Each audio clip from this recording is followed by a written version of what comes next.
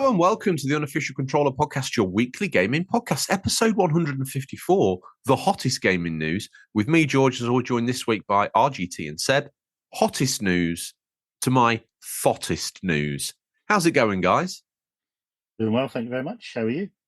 I'm describing myself as a thought. I don't know whether that's appropriate or not, but that's exactly what I've done. Seb, how are you? I'm fine. I don't know if you know what thought means, and I think that's concerning at this point. I think technically, as a dad, I can say these things and then live in this sort of area of ambiguity that lets me get away with it because I just don't know. I heard some of the cooler guys talking about it around the UCP water cooler. I wanted to be on that on board. Right, okay. So I've adopted the language of the youth to try and make me feel like I'm a little bit more with it. Okay, gotcha. I'm blatantly not, but, you know, okay. One can try. Okay, because I'm like, that is an acronym that stands for that is a garden tool. You know, I'm not going to use the word, but, you know. A lady of the night. Yes, a streetwalker. Streetwalker makes them sound like some sort of gothic vampire, like being, basically. Yeah. Lady of the night streetwalker. I aspire to be a streetwalker as far as sounds great. Imagine like an 80s sort of thriller, sci-fi mystery crime drama where there's a vampire that solves crimes and it's literally called Streetwalker. Or, you know, we're about to get Redfall pretty soon from Xbox and Arcane. The tagline there is just going to be slay that thought. Slay that thought. The eagle-eared amongst you will think, hang on a minute, where's Bobby? Well, he gets himself to a point where he's back on the show, then he takes a vacation to Boston. So he's rapidly turning into Tom, this celebrity lifestyle that he's adopted. I don't know what's going on there.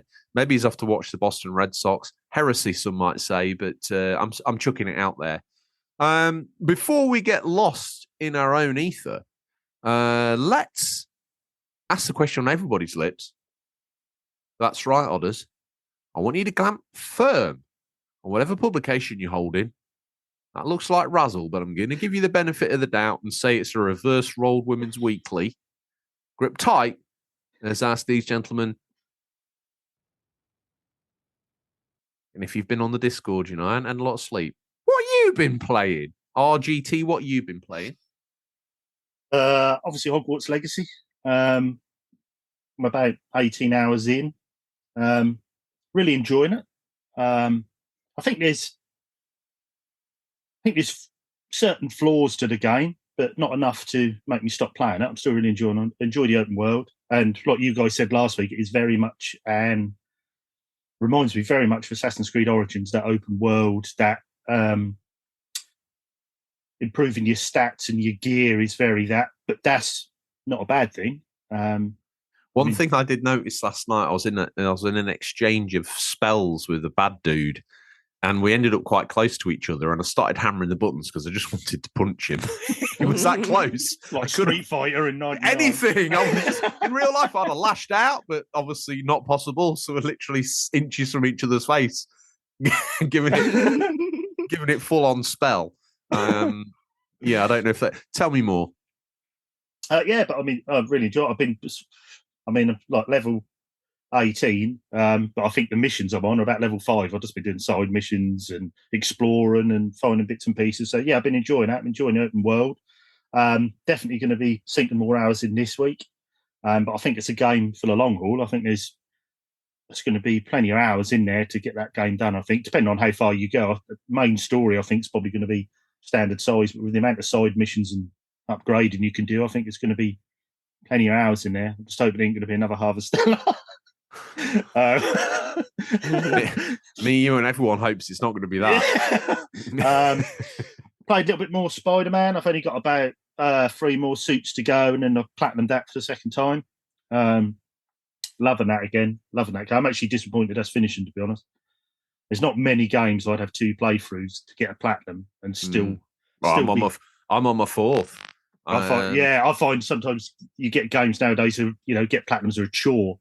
That game is not a chore at all. I absolutely love that. So I'm hoping to get that platinum pop this week. And also, I did get a platinum this week, actually, on a little game that Bobby had recommended on his Instagram called Void Gore. Now, normally you'd think, oh, this is going to be one of them little buy a platinum games. It's actually a pretty good little 8-bit shooter. Looks at us on the NES, 8-bit NES style graphics. Did you guys ever play Skyforce? No. I have not. Oh, do you like shooters? No. It kind of depends on me. I like single player shooter campaigns. I don't want to play with anyone else though. No, I mean as in shmups, as in shoot mups. Oh, yeah. I'm fine with that. Skyforce is honestly one of the best you'll ever play. There's 2 games. There's Skyforce Anniversary, and it's done on an upgrade system. So it's not a bullet hell. It's quite a slow paced game, and then you can upgrade your ship as you go, and you can replay the levels and almost like a roguelike, really. That sounds fun.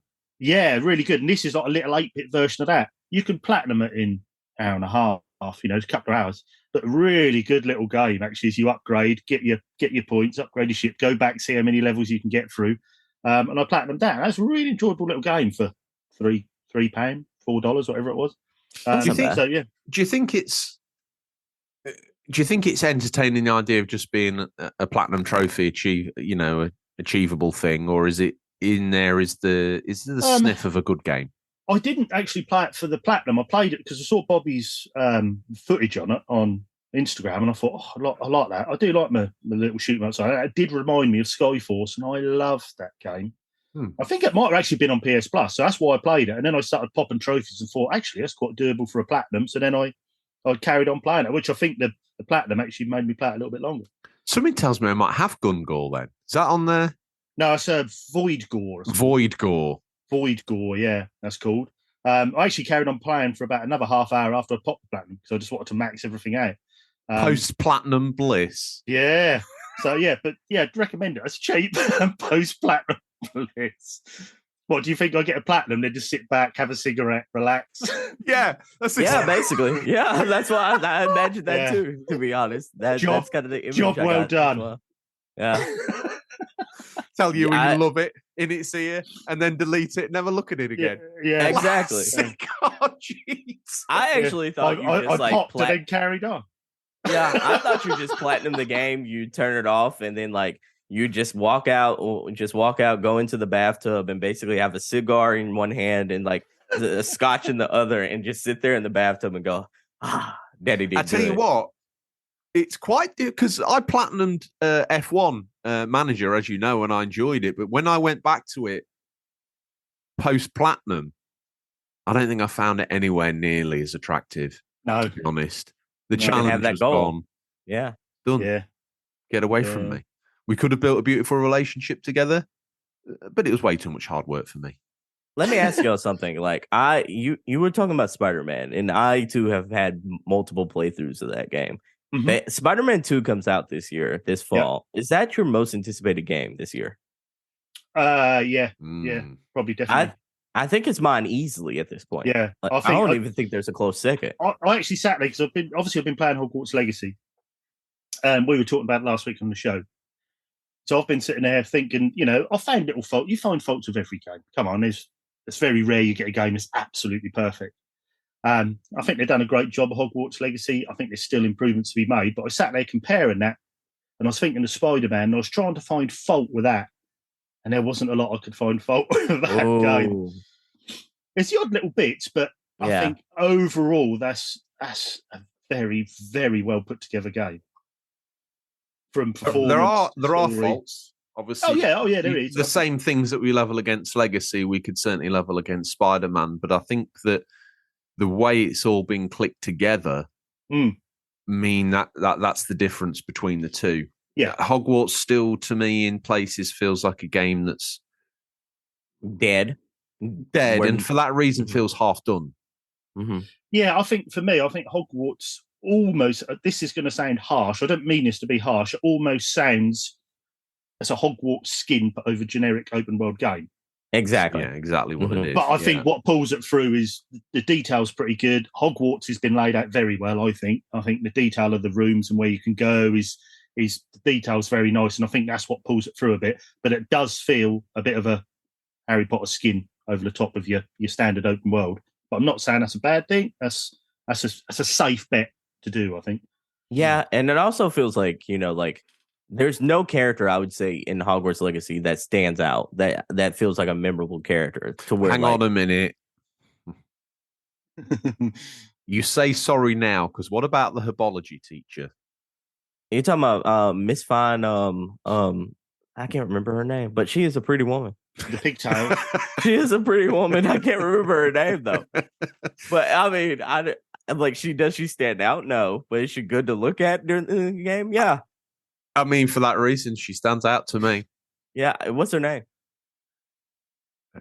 Green Lady. He didn't hear her name. He was just staring in her eyes, I think. Yeah. We got off piece there, haven't we? Yeah. Let me wind it back. What's my most anticipated game this year? Mm-hmm. At the moment, it's probably going to be Star Wars. I really want that to be great. I really Spider-Man 2? At the minute, yeah. Really? I'm so surprised. Look, you order a 3-course meal. You're not looking forward to the main course before you've enjoyed the starter, are you? You know, you get through them concurrently. And right now, that needs to come out and be great. And I want to love it because that first game, I don't know what it was about it, Yankee, glitchy mess that it is. Underneath it all, what held it together was it looked and felt for the first time in my life like I was in the Star Wars universe. Some of the things I've seen about the sequel make me a little bit nervous. It's a hard act to follow, to be fair. It's more of some of the, seemingly from the trailers, it seems to be more of the stuff I wasn't that keen on and less the stuff that I was keen on. And I don't know which route it's going to go down. I don't know if I like this new, hey, look, it's a sequel. Let's stick a little bit of stubble on the character. And like, oh, I don't know. You didn't like his stubble? There's something odd about it. I'd rather he just took a bick in the space shower and just got rid of his fuzz. We live in. Why can't he just like rub his saber across his cheek and get rid of his? Look, he's a Jedi. Probably because it's dangerous. It's a little risky. I think half your cheek flying on the and an ear. So stick a little bit of toilet paper on it; it'll be sorted. Yeah. So Jedi Survivor, I look at that game. I really am excited about that game as well. But like, there are aspects of that game to where I'm like, ooh, I do not know. Why is this character always hunchback? Like, why does he always have to like walk with that kind of like distorted figure when he moves around, so to speak? There's some little aspects that seem very unclean, but at the same point too, it's the first game that I really felt like a Jedi, like you were saying. It definitely feels. EA doing it. Yeah, that's EA. This is the last one they got. Yeah. Mm-hmm. Yeah, so last one they got the license for, wasn't it? Was it this one, the last one? I think they're doing like several different ones. They've just woken up and decided to use the franchise for a minute. Yeah. They wasted it on Battlefront, didn't they, for quite some time, and I felt like that was a shame. Before we get lost in the ether, Seb, what have you been playing? I've been playing Hogwarts Legacy still. Like, I absolutely liking that game. I'm not loving it, but absolutely liking it. And then I'm playing a little indie by the name of Arcane Veil. Veil. Is this your? Yeah, we can go ahead and like slice that out right now. You want to sing a little jingle right quick? I don't know. Is this like going to be my strongest jingle? Okay. 20-minute sleep jingle. Or less. Why don't we just say this is Seb's hidden indie gem, and I will at some point in time in the future I shall come up with a classic 80s British TV theme tune that I can cannibalize, call my own, and then spit out as your music. Do we have to do a 80s British one? Because I feel like I won't understand those references.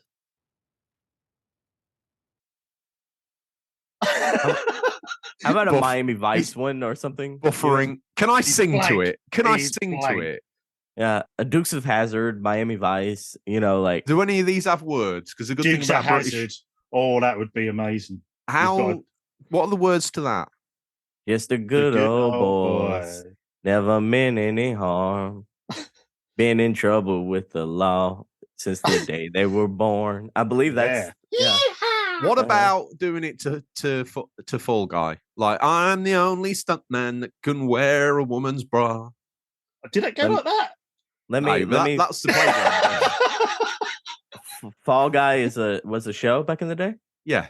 Okay. It was about like a TV movie stuntman that also doubles, like all great shows, as a private eye. I think as kids in the 80s, it was something that you went, oh yeah, the music, and then the show started, and it all seemed to be sort of grown up waffle, and you'd tune out and play with your Legos. Just watching Jump the Truck. Yeah, pretty much. Yeah. So anyway, insert here when we have the budget, a proper sounding tune for Sebs hidden indie gem. I like that. We're going to workshop it, but I like that. That's a good first attempt. It will go to the editing suite. Someone with far more knowledge than me. If they think that that's not good enough, they'll cut it out and replace it with something fancy with sound effects and swooshes. But something tells me they're either they're either bone idle, or that's the best that we can do. You know, something tells me that's staying in. I think that's the best we could do. Normally, I would, workshop this to the people that we have working underneath the basement, so to speak. But it's with heavy heart that I must inform you that they all escaped over the weekend. Oh. Okay, I'm officially allowing the American office, the UCP American office, to get some V-Bucks cards, reload the van, and go out there and recruit a new team. I'm on the manager level, so I'm not in part of the actual like action of capturing the I don't know if you've read your contract, but actual capturing of new employees. I think capturing is a bit worried in the recruit. I was about to say capture is like it is sub clause 6. Recruit with capture. Annex B of your contract, Sebs. What I've come up with a new way as well. You know, it's more like fishing, and only because we've got the budget for one card, is you put a little bit of tape and some string on the card, and you slowly pull it towards the back doors. Okay. It sounds like we just need to have like a battle royale and let them fight it out for the V card, and whoever wins gets to we get to have one as a permanent member. Whoever wins earns their freedom. The other guys who are sitting in the bleachers thinking they're actually the ones that are going to go, yeah. Oh, yeah. We need one person to tell the story, and that's the winner, I think. Okay. You know, I need some help here because, like, so far it looks like I'm the only one getting my hands dirty with the dirtiness of this. You haven't seen the UCP British office? Oh, my goodness. Is it worse? Oh, they've been in there years. Yeah. Some of them are second generation at this point. I was about to say they're grown at this point. They got their own stubble and everything. Got Lord LaFly's in there. It's dark, whatever goes on. Just, I've seen the workforce rise and I've seen it go down, but somehow I haven't put anyone new in there for some time now. They basically have their own colony at this point. Yeah. I think so. Yeah. I don't know. Yeah. It's the final rooftop riot. Final human evolutionary form, I think, it's the dungeon, let's face it. It's an old place. Yeah. Okay. So the recommendation I'm gonna give to everyone this week is a game called Arcane Thank Veil. God. Yeah. I was like, this is gonna get out of hand. But how deep can we go? But Arcane Veil is like a game where you're basically playing a 2D version of Skyrim, so to speak. It's like an amalgamation of like Skyrim and it's like Skyrim if it was 2-dimensional and also had like some Dark Souls kind of vibes of like get the credit card. Yeah. So every time you die, you basically like you lose all your gear in the same spot where you died at. So like you wake up into the hospital, you wake up into the nearby hospital, and then you have to go back and like try to either find gear around you that allow you to like fight off whatever killed you in order to get your gear back, or basically you just run, maybe you hit the dodge button and then pick up your gear along the way, equip it real quick, and then start your fight back off where you left off. But like the reason why I say Skyrim is because in Skyrim where you like they give you tons of stuff to do, and a lot of it is like, hey, like there's so many people who need your help in different forms or different facets, or like You can join different guilds, that sort of thing. This is an open world 2D game, almost like looks very similar to almost what I would say like a modern day 2D Golden Sun would probably look like. So it's And Red then Veil. How we spelling Veil? Arcane Veil, VALE. So it's Arcane, ARCANE Veil. So like, yeah, I cannot sing the praises of this game enough because like everything you do, it has like little Breath of the Wild elements as well, to where like say you have like cooking, and you have like weapons. If you are not good at maintaining your weapons, then there is weapon degradation here as well. Like yeah, so but like it in the same form of like Skyrim, like everything you do adds credit to a skill attribute. So like if you decide if you want to play more like Harvestella or or like Harvestella, or where you can completely grow plants or like completely chop down like trees and stuff like that, you get points towards chopping down trees. But you also get points towards for like your axe skills. So like you can double up and be like a woodsman who's like I can basically chop down all the wood in the world, but I'm also like, because I've been doing this, I'm also like a level 99 axeman now. It's like everything you do kind of makes sense there. And one of the things I like about this is like normally when you get games like this, when you do something like the world doesn't react, like in Skyrim, you do something and everyone goes about their business. No one really knows that you do stuff. In this game, like the world reacts to what you do. So like if you like, they have an arena in this game very similar to like Oblivion's arena. If you like do well in that arena, you'll have fans, and that like fans who will be like, hey, can you teach, like maybe someone will come up to you and ask, hey, can I be your squire? Or like, hey, can you teach me like a certain skill that you know? Like the world adapts based on what you do. I need this game. Yeah, clever. It is. I think this is one of the best Steam Deck games and one of the best Switch games you can possibly have. So what are you playing on? I've played on both platforms. I played on the Steam Deck, and I played on Switch. But like, I love it on the Steam Deck just because the load times I think are very swift. But that Switch version is like chef's kiss as well. The only thing that like really just like throws me off from playing from one to another is like A and B are reversed. That's the only thing that kind of like throws me off. But like like what I really like about this and is the fact that you start off in this game so minuscule, so depowered, and just by doing mundane things, you might still be like a super low level person, but like, hey, I'm a low level person who now understands like how this one pitchfork works. So I've become so proficient with the pitchfork because I've been farming and I've been doing all these things that if I use the pitchfork in battle, like I am a top tier, like not necessarily a top tier person, but I'm a higher ranked person. Like it's almost like I'm 3 levels higher because I'm proficient with this weapon.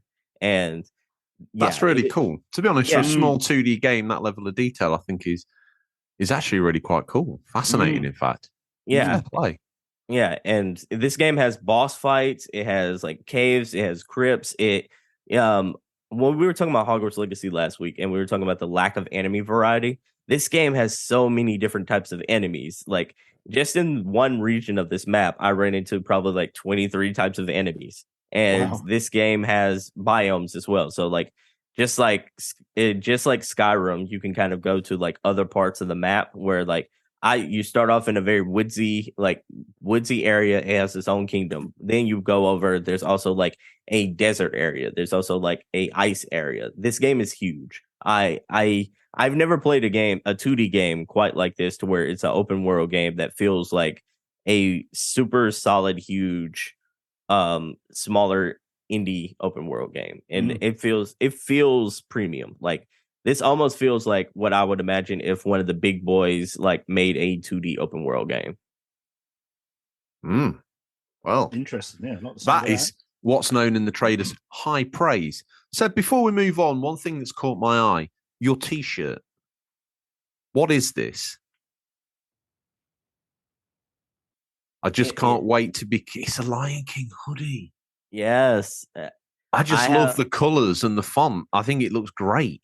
Yeah, I have I am a big Disney, especially 90s Disney kid. So like I have for you audio listeners, I'm wearing a black hoodie right now, and on the side of it has like the name of like the IP, the Lion King, on like the sleeves, and it's very much like yellow, green, pink, almost like that Toon Disney theme that we had back in the day for Toon Disney. Almost it's like the UK show Movies, Games and Videos. Whenever I see those colors arranged, I go nuts for it. Cool. That is perfection.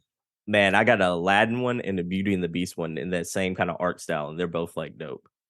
Next week, I demand the Aladdin clothing. The Aladdin one, it has Genie on the front, and it's just like, poof, what do you need? I'm like, oh, that one's awesome. Okay, well, you imagined a genie appearing out of thin air. Watch now as the listeners disappear out of thin air as I move to this. RGT is like the Lone Ranger riding on down to bring hidden gems to me.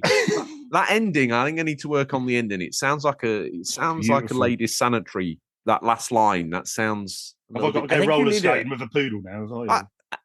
Yeah, I think you need to go a pitch higher. Like, towards the end, you need to just shoot high for like maybe 2 or 3 octaves higher. There's more chance that it's just not going to happen. I need you to channel your inner Elton and just bring that fire out. Stay with us. We'll be right back. Do you like video games, podcasts, and reminiscing? I'm actor, video game writer, and total sweetie pie Connor Savage McCabe, and on each episode of Call Me By Your Game, I sit down with a guest for an intimate look at a special game from their past. Did you and your dad beat Spyro the Dragon over the holidays? Or was Halo 4 the one thing that united your roommates during your senior year of college? Stories like these are what Call Me By Your Game is about. From video game content creator Janet Garcia to Hades voice actor Courtney Vinay's, I interview wonderful comedians and game industry friends about these memories.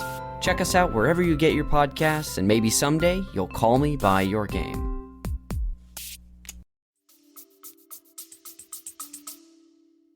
I think my inner Elton's at the bar, probably having a cigarette and probably a pint of brandy at this point. RGT. No. Yes. Make this a good intro.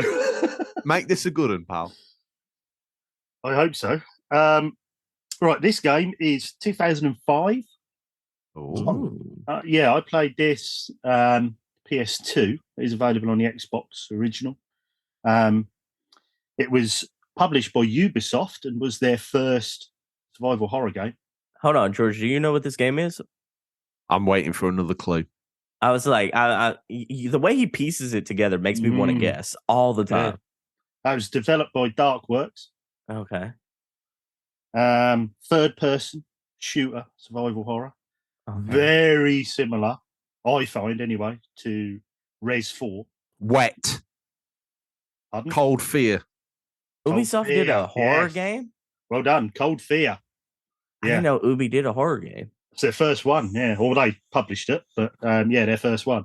I played in the PS2, which, to say the least, looks fantastic. I know it's end of gen, but it does look really good. It does look great. Very good on a PS2. It's on your Coast Guard. I won't say too much, I don't want to spoil it, but you're a Coast Guard. You get a distress call from a Russian whaling ship, which you board, and then the rest of the story goes off from there. Bit of a sort of like the zombie sort of game as you're exploring the ship. Half the game's on the ship. It's very clever with its physics. You'll have bits where there's electrical cables which are broken. The ship is rocking from side to side, so you've got to try and balance yourself and get through these areas. Yeah. If you collect for PS2 or even the original Xbox, slightly cheap on original Xbox, I'd definitely give it a go. If you're into survival horror and you like your earlier Reses, or even when Res went to third person with 4, definitely give this a go, because this is a very, very good game. You can it's gone up in price like lady, but if you're clever, you can pick it up £7 to £15. You can pick it up. just be patient with them. There's people asking silly prices for it now, but they Do I own this game? do you own it? Mm. I think you. I think you Do we do. pause the recording of the show for like 3 hours while I go through them because they're not in alphabetical order? Or shall we just You say regret that I not don't? putting them in alphabetical order. Now, I right? don't You think monster. I You don't have them in alphabetical order?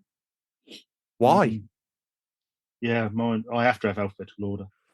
I don't. I have like what I would call the classics from that system independently arranged in alphabetical order on one shelf, and then the wheat and the chaff. I mean that who cares? It's just like it's like a tombola. You close your eyes, you put your fingers in. Well, no, you just pull out a surprise. You pull out a surprise game. Okay. Cold and Fear. Tomboni? Is that how you say it? A tomboni. No, I think you've got tombola. Tomboli. Okay. I'm pretty sure you've got this. I think. I don't know. I'm gonna. Mumsy, prepare for the house to be turned upside down while I find Cold Fear.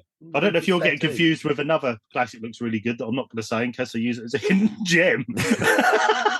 But yeah, you might be getting confused with another one that was very good of that era. Okay. But yeah, I'd recommend getting it, even if you got a original Xbox, slightly cheaper than original Xbox, £7 to £15. If you got a PS2, it's a must-have. So yeah. If memory serves, I think it does look better on the original Xbox. Just have that little bit more grunt, but you know, the PS2 does a surprisingly good job with this end of era game. And very good. You know, from memory, I remember it. Thing is, it was one of those games from memory that kind of avoided people's attention while scoring sort of like 7 out of 10. Yeah, I think it went under a lot of people's radar. I didn't know about it till later on. And I think it went under a lot of people's radar. And everyone was building up for the PS3 and the Xbox 360 was coming out. And it just sort of, that last sort of game from the end of the generation that slipped away. And then people found it a lot later on. And a game that kind of that happened to me with was probably Gun. Now, I played it at launch on the original Xbox and was blown away by it. Now, when I've gone back to it, like it feels like a real relic of the era. But at the time, it was great. Yeah. But going back to that, last time I went back to it was on PSP, and I just wish I hadn't. The memories have changed. Oh my goodness gracious me! The PSP version is a mess. Is that first person gun? No, I think it's third person from memory. Okay. Yeah, it is because you're on the horse. You could do it had the slow time. It was basically like an open world version of that Red Dead. Oh, Red Dead Revolver. Red Dead Revolver. That's it. Okay. Yeah, it was a good version of that because Red Dead Revolver is. Yeah. Have you played it recently? Oh, it's less than mid. Yeah, it's about 18 months ago. I popped it in for about 20 minutes and then popped it off. The opening's strong, and then it goes into what's basically like, I don't know, a Wild West shooting arena. Yeah.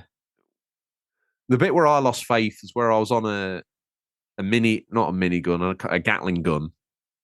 Mm-hmm. And I think I was shooting clowns. And I just said to myself, what are you doing here? Yeah. Yeah, like a similar premise to me. You've got a PlayStation 5 and you're playing this. Why? Yeah, it's a tough sell nowadays, isn't it? I think that's it. Oh, what I've been playing, if anyone's even mildly interested, has been Hogwarts Legacy. And really just stand by everything I said last time. Every time for a moment I build a bit of a relationship and think, oh, this is going somewhere, some formulaic game thing comes out the way and smashes me back down to ground earth. Now, it does seem like the show's beating on it. I'm loving it, and I can't stop playing it, and I can't stop thinking about it. But somewhere in there, and this is probably something I would channel more towards a sequel than my main issues with this game, although they are issues with this game, is I would love to have seen things done differently or more in depth in certain ways. And I'm sure that's probably what's going to come from what's got to be the inevitable sequel at this point. I think the main thing with the game is I think we're all three of us are really enjoying it. I think it's a really good game, but it had that little sprinkle. It could have been an exceptional game. It could have been absolutely. It could have been exceptional, but that's their first big game. You know, they've done a good job, I think. Absolutely. Well, Everyone knows the formula of the show. The map leads us to the news. We scoured the very darkest regions of the internet to bring you the latest stories. First up. Now, again, it's not very worldwide because this headline is based on a comedian stroke magician from the 70s and 80s. Just like that. See what I've done there? Right? His name is Tommy Cooper. Just like that. Hogwarts Legacy developer RGT, the only person in the demographic that probably would have got the joke, and he's on the show. I was going to do an impression myself, and I just thought, no, we're going to lose some of the audience members here. Was it better or worse than my impression? Worse, way worse. Wow. That's a low quality impression. Yeah, exactly. So I decided to zip. Hogwarts Legacy developer Avalanche Software has confirmed it doesn't have any post-launch DLC, aka downloadable content. This is not what I was expecting to hear. In the works for its wizarding simulator as of right now, speaking with IGN, game director Alan Chew said the team has been so focused on shipping the base game that at the moment, there are no current plans for DLC. Of course, the open world title will be supported with patches and bug fixes. One update is already live, but big expansions aren't on the cards. If the studio does manage to change its mind, it will be starting on any DLC from scratch, meaning it will take a long time before it's ready to reveal those plans. As such, Hogwarts Legacy expansions are either never happening or pretty far off in the future. What's already there will take you quite a long time. Gunning for the Platinum Trophy will take you at least 50 hours of play. And our Hogwarts Legacy information that we've poured out to you will hopefully give you some top tips on how to navigate that world. Have you been hoping for the DLC? If you have, please express your disappointment in the Discord. Gentlemen, DLC. We thought it was on the cards. We thought it was a bit of an open goal, really, for the Quidditch. I thought, definitely Quidditch. I thought that was going to be a definite DLC add-on. Maybe some sort of secret area of Hogwarts you could open with like a new version of storyline just to extend it post-completion. Does this surprise you? Because this cow was ready to be milked, and it sounds to me like it's gone in the dairy with empty udders. What's going on? No, in the world we live in right now, especially like a post-cyberpunk world, I completely respect them for wanting to get the base game all fleshed out before even worrying about DLC. I'm now of the opinion that if they don't do the DLC, don't do DLC at all for this game, like just start. You've probably already went gold and heading towards platinum, going towards platinum with sales of this game. Start working on the sequel, man. Like flesh out the world that you created here. Like make a game to where you're not just in Hogwarts, but maybe like you're in the wizarding world, and then or maybe makes smaller games within this world. Like don't do DLC. I think DLC at this point would be a waste of time for what they're trying to go for here. Question: in a sequel, would you like to see them reuse the map in its entirety, make it not even 1 pixel bigger, but tell a tighter story within that? Or do you think that's not going to wash in the world of modern gaming, and therefore when they do a sequel, it will have to have Diagon Alley, it will have to have the Ministry of Magic, it will need to be Azkaban's fully explorable and there's chests and all that drivel in there? Is that the only way this is going to be acceptable, or would you accept a retread of the areas but with a deeper, tighter narrative? What would make you happy? Give me the whole shebang. Like give me Diagon Alley, give me the Ministry of Magic, because I think if they give me that, then they at least would at least have like a easier story to tell. Because like one of the things I think does this game a disservice is the fact that all this kind of happens around Hogwarts, but like none of it seems believable for a 5th-year student to actually go on this journey, much less go on this journey alone, much less like go on this journey when an XOR is in the building working at Hogwarts. Like none of that seems believable. Yeah, he can't see that ancient magic, can he? No, but why you have Professor Fig? I'm like, he can't see that magic. Useless Fig should not be with you. Like Fig is probably one of the more useless side protagonists, but he's one of the best voiced. Like every time he turns, I'm like, at least we're gonna get some grade A acting right now. Yeah, he is. I'd almost rather like that voice actor had been playing like the XOR like potions master, and at least like that would have made sense for like the character and the story going forward. But I digress. Getting off into the weeds here. I think like this game and where they should go next is basically flesh out the world that you established here and give us a tighter experience, but give us the whole wizarding world that we've experienced. And also maybe do a different time zone, maybe do a different like period in time, maybe. So I'm maybe like a Fantastic Beasts game. Or... Yeah, the crazy thing is you maybe still stay away from like the Dumbledore era of things. Maybe still have that because there's almost 100 years before Dumbledore and Voldemort and Grimwald. 6 years before the birth of Newt Scamander. Yeah, so I'm like, maybe you should still like explore that kind of time zone, but maybe like go forward or go backwards even more. Maybe like the establishing Hogwarts period. That I think that might be cool. Or maybe like Merlin is also like a Hogwarts student. Maybe like doing like being there during the Merlin times might be pretty cool as well. Knights of the Old Republic Legacy Warts Hog. Yeah, yeah, basically. What a title. Basically. But if you did do it during this same time period, like don't make me a Hogwarts student this time go around. Like make me a Auror, and I have to like figure out a grand mystery in the world of like. In that world, and that gives me license to probably use some of the unforgivable curses because I have like a license for it, or maybe like that gives me a license to learn different things within this world. It gives me more like a story-centric reason to actually explore this world a little bit more. So yeah, I think that's the way to go more so than anything else, because I'm like, then you can also be an Auror and be like assigned as maybe a professor at Hogwarts. And then you still have that freedom of like, hey, I still get to explore the castle here, but like I'm a professor now. How would it work as a game mechanic though to be teaching the students? Would it be a cutscene, or do you think you have to like, if people move up out their chair, you have to like sit down, student X? I'm fine. I make it a cutscene at this point because I'm like, at this point, like all the game, like in the game, going to class is just a cutscene. Yeah, RGT, what do you make of going to class and it being a cutscene? Do you want it to be a little bit more interactive? Because there's a couple of times where I was like, do you know what? The cutscene sings to me. Maybe it's better than doing some stupid mini game. Yeah. But then every time I go to class, I can't help thinking of Bully or Canis Game Medit, however you know it. I keep thinking of that, and I keep thinking I'm going to have the timed events with the triangle bit, doing that. I don't know. I think there is a lot to do in this game. So I think if you're adding in all that classroom stuff, you're adding a lot more to it, which I think after a while probably could become a bit time consuming and tedious. So I think maybe the cutscenes is the best way to go. Okay, and what do you think? What do you think about this lack of DLC? It seemed to us a couple of episodes ago like a no-brainer, but it transpires it's probably at this rate not going to happen. Yeah, I think with what Seb was saying, I think if they're going to be doing another game,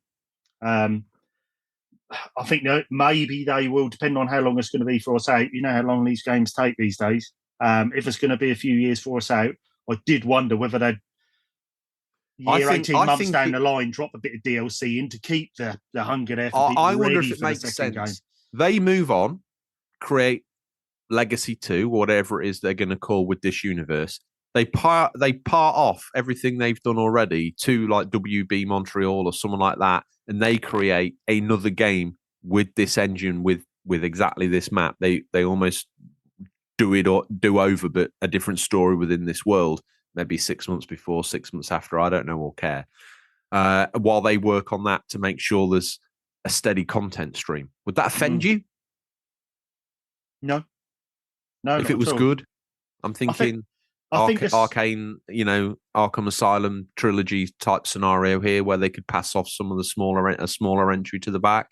I think you've got to keep less of them in good quality. If you drop loads of DLC and bits and pieces that are being rushed out, people are going to get bored of it. You need to have the odd little extra story mode added in. You add, something that people will want to do. People that love Hogwarts will want to say, yeah, I'm going to pay $10-15 for that. I'm going to go and play that for 10-20 hours. And just keep that hunger there ready for that second game. I think a big no-no with some games, they flood with DLC, and after a while, people just aren't interested anymore. They've played the wheels off it. They don't want to keep going round and round. So I think you got to get a happy middle ground. I think. Hmm. I'm wondering what studio you give it to at WB Games, because like everyone else is kind of like occupied with something. I'm like, you don't give it to NetherRealm. I'm like, they're basically like tied to the chair of creating like Mortal Kombat or like DC, what the DC fighter Injustice. So I'm like, I'm wondering like, who do you give it to? Do you trust the Gotham? Do you trust the Gotham Knight studio to do it? Yeah, because they made the best Batman game ever. Not Gotham Knights. No. The other one. Was it called Batman? The other one. What was the other one? What was the other one? Which one is it? We've got Asylum. We've got it was City. Arkham Origins, by the way. Arkham Origins. That's Arkham it. Origins. I really love that game. I think that is a good it's. I like it. I don't know what it is about it, but sometimes to me it screams to me louder than the other ones. Oh, as an Arkham City kind of person, I'm like, oh, that sounds blasphemous, but it might do, but take all of that away, all the preconceptions, and play it on its own standalone, especially around Christmas time. Yeah, I think I told you I play it almost every year at Christmas. It's just, and for that reason, it's beautiful. Yeah, there's some things that aged kind of poorly about that. Whereas, like, I feel like the Rocksteady kind of games like feel like they haven't aged at all in a sort of sense. But like, I feel like, I don't know. It's like a lot of the people I bet from the team who created Arkham Origins aren't working there anymore. So I'm like, because I did not see any of that magic in Gotham Knights. Mm-hmm. True. Any of that magic. But then again, if the higher ups are saying take it down this route, there's less and less chance for you to weave that magic. There were times within that, I haven't played it, but you said that you enjoyed it, but were frustrated with having to go.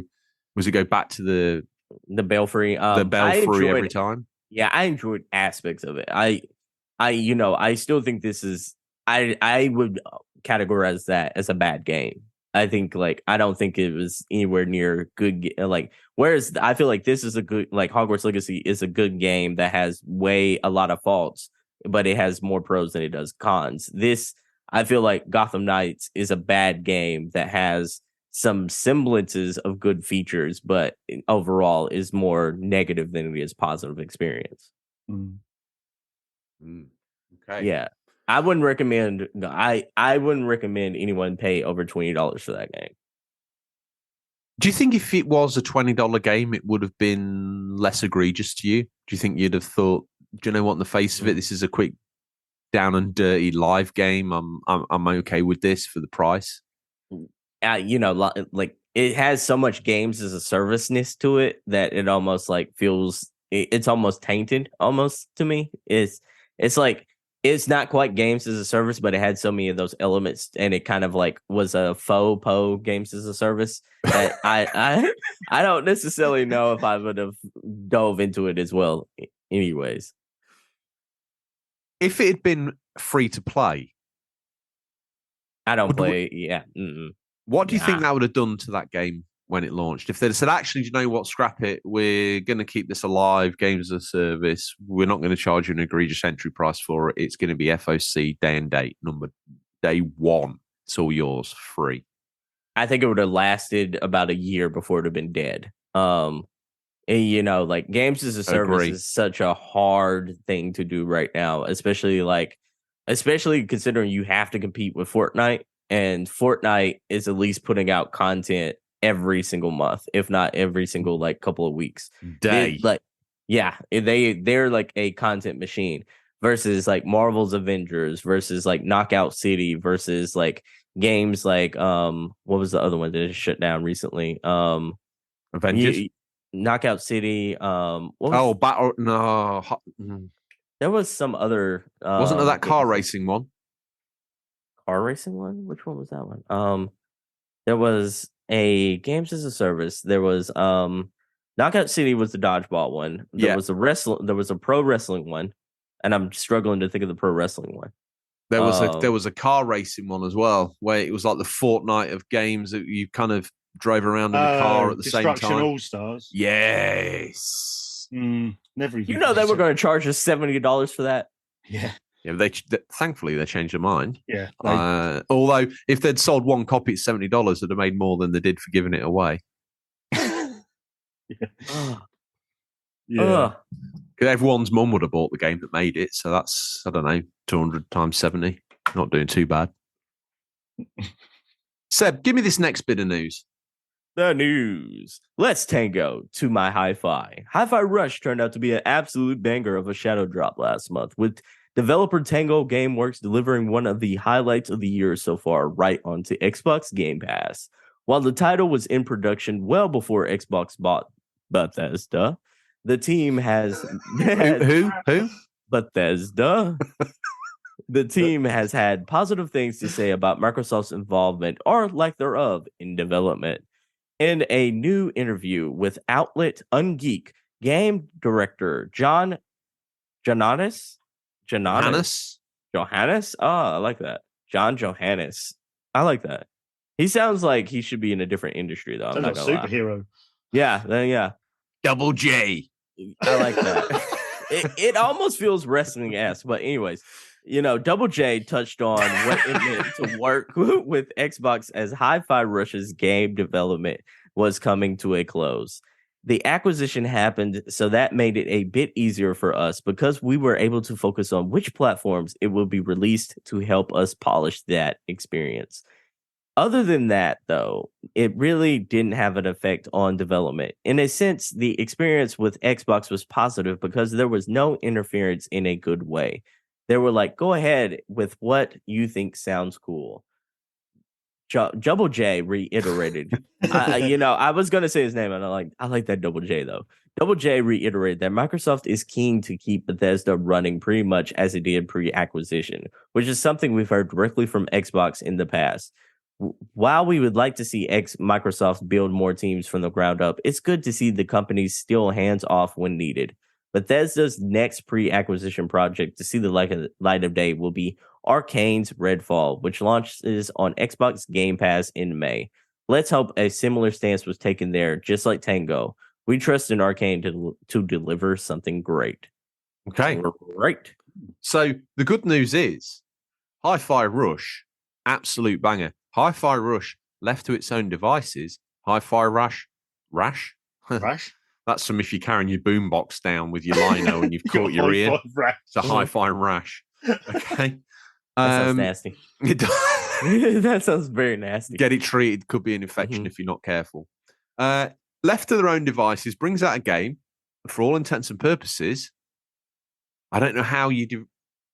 We need to define this metric. What defines a success on Xbox Games Pass?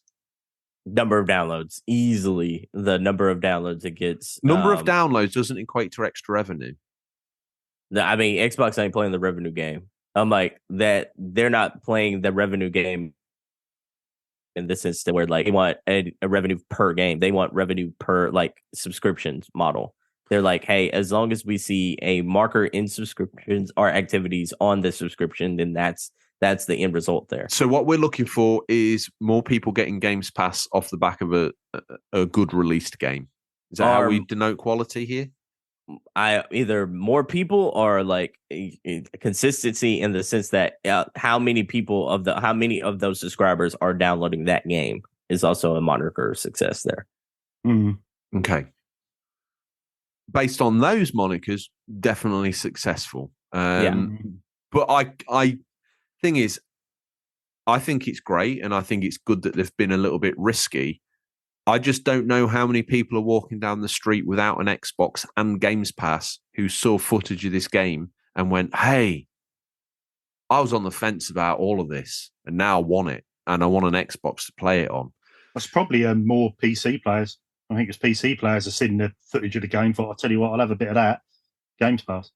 I don't know if, I mean, don't get me wrong. I want to play that game. It looks absolutely fantastic. Very jet set. Reminds me of that. Is it enough to go out and buy an Xbox to play that game? No. Is it enough to get a subscription if you've already got a PC? Yes. Exactly. Isn't that a shame, though? Because I don't know what Microsoft do or don't want anymore. I don't know if they need to sell more consoles or less, or I don't know if any of it really matters to them anymore. But on the old metrics, I'd want a game to promote people to go and buy my console and then the means to play it. Now, that was Xbox Live Gold. That's now kind of Games Pass is where I want to remunerate the business from. Is this how it's done? And if is Redfall even enough to get someone off the fence down to the local mom and pop shop, come out with an Xbox under one arm and a Games Pass subscription in the other? Where are Xbox looking to grow their business? Is it just one long stream of this whole Games Pass scenario where they're just trying to get to a critical mass, or are they actually trying to use tentpole games to either shift it in the traditional model? This is where I think the whole system is a little bit confusing from the outside. And I've got a Games Pass Xbox purring away in the corner. But what's the temptation to someone who's not in that ecosystem? What's the temptation to someone who's sat on the edge? Maybe they're last gen still and they're wondering to jump off and jump in. Where is that game? Could Redfall do it? Did Hi-Fi Rush do it? Hi-Fi Rush ain't supposed to. I'm sorry to interrupt, but Hi-Fi Rush is supposed to be like a catalog filler, so to speak. Like the narrative has been for so long for Xbox is where are the first party games? And like, you spent all this money on several acquisitions. Where are the games that show like where the money, like, was the money spent well? But like to your initial question, Xbox is not in the game. It's right now, quote unquote, game right now to sell consoles. They're in the name to promote the brand Xbox. Xbox Game Pass is the brand of Xbox now. Like they're not like all three console manufacturers are playing three different games, so to speak. Like all of them are trying to quote unquote sell you video games, but all of them are they have three different business models. It's almost the equivalent of like Tesla and a GMC car. Like Tesla wants you to buy the car straight from them. There's no dealership involved. Whereas GMC is still that traditional model. You still have to usually go to a dealership. I'm speaking the American version. Y'all can be completely doing stuff completely different in overseas. That model holds up in the UK. Okay, making sure. I've never bought a car in the UK. I just want to make sure. So like, like Tesla is playing a different game right now than the rest of the car manufacturers, but they're still selling cars. But to bring this back to Microsoft, like they're bringing Games Pass to certain TVs, and they're going to be expanded. That model is the rumors have it that they're going to bringing them towards like all major TVs going forward after this year is what some of the rumors are saying.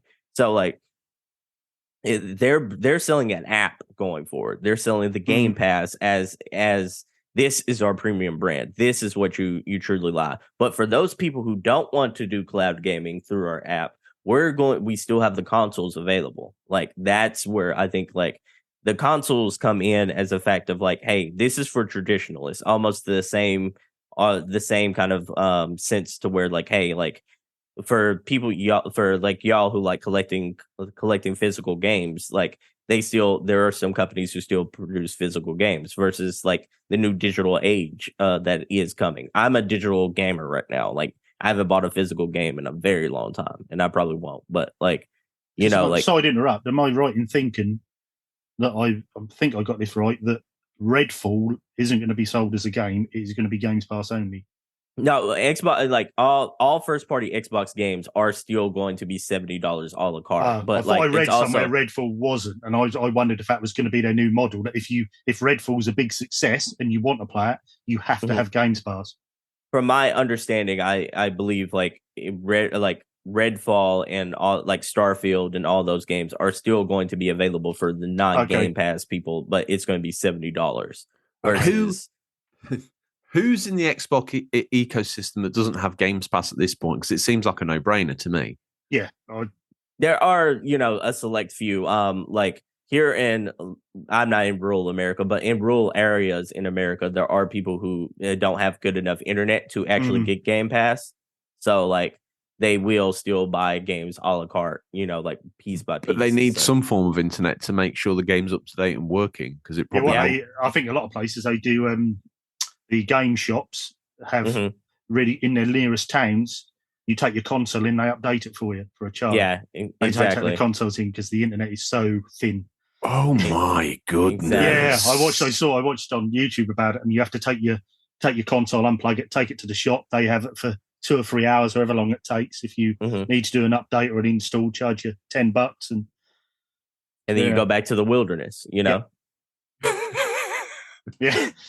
I mean, it makes sense, and it's good that those services are available for rural gamers. If you're listening now and you're a rural gamer, thank you. Although, if they're a rural gamer and they're listening to a podcast, it probably probably downloading a word a day, listening to it in the local game shop. No, they listen to it in the game shop, or they download 7 episodes at a time and then just go back to the wilderness. You know? Yeah. So back to my original point, Xbox are switching it up. At this point, if they get that app up and running, unless you're going for the absolute top tier experience, why do you even need a console? You don't. I mean, but like you don't unless you're one of those people who want the console for certain things. Like if you want to download the game as opposed to like playing off the cloud, then you still need the console. Like here, the difference between playing on an X and playing on streaming is like the 4K visuals. Like that. If you're a person who wants to play those 4K visuals, then yeah, you're gonna play it through your console device. But if you're a person who's okay with like 1080p and 60 frames per second, then you can play it on the cloud. Savage. You buy a brand new TV with the Xbox Game Pass app on, it's 4K, it's all of that. You get home and you realize that your games are 1080p, 720p maybe. If it's 720p, that like somebody needs to. There needs to be a discussion. Like if it's 720p, I'm like, that is Switch territory, man. I'm like, well, but it's not an unacceptable HD format, is it? It's not an unacceptable HD resolution. A lot of games of that era, PS3 and 360, was 720p. So, is 720p acceptable if you're in rural America, or no? If I go to take my game to a game shop and download Starfield and that thing comes out in 720p, like I need to be on customer service with Microsoft at that point. Like I need to be on the customer service. And my other question, I suppose, is in the world market of Xbox, does it matter if 200,000 people in rural America can't play the game? At this point, you just cut them loose. We just don't make a product for you anymore, guys. Sorry. I mean, it is that argument of like, hey, you have that infrastructure in place anyways. Why not? In your Microsoft, I'm like, you're one of the most wealthy companies in the world. Like, it's not hurting you to just leave it up. I'm just thinking next gen. If we get to the point where they don't release a console, is that a massive faux pas for them? Because they don't really make consoles, do they? They're a software and services provider. That's what Microsoft do. Making a device to me, for them, feels outlandish. The crazy thing is like they're also thinking about doing a dongle, like a TV dongle, to where like it's almost like Chromecast and such like that. Yeah, to where so you can make a non-smart TV Xbox Games Pass capable. Again, that's got legs to me. Yeah, what were you saying, RGT? I'm sorry to interrupt. I'm probably thinking way down the line now. I'm thinking, do you think we're going to see Games Pass on a Sony product? I mean, 10 years down the line, are they just going to be a game service that will be on other systems? I think Xbox would love that. Absolutely love that. Sony would not, especially like the. I mean, for Microsoft, they would love that, having that many users on that system. They would be perfectly happy with it. That would be a win-win for both, though, because Sony could charge. They would need to get a percentage of the royalties for it to be on the product. That seems like a no-brainer thing to establish and argue about. And if someone's got to buy your console, the PlayStation, as a pre-entry to get in a Games Pass app on it, they've already gatewayed that off. So you're going to be what they're fearful of losing. Yeah, no, it's the third-party relationships. Yeah, the third-party relationships as well. I'm like, like let's say an indie company, or like maybe like a company like the team that did Outriders. Was it Outriders? Yeah, Outriders recently, like a year ago, but they went day and date to Xbox Game Pass. Like that could have been a partnership that PlayStation could have founded, and they could have cut out the middleman that is Xbox. Like there are so many like deals in place that they have in place that could have been like, hey, like we want that whole piece of the pie. We don't want to split another piece of that pie with Xbox as well. So to wind it back to the original piece of news, Hi-Fi Rush, good game, very good game. That is undeniable.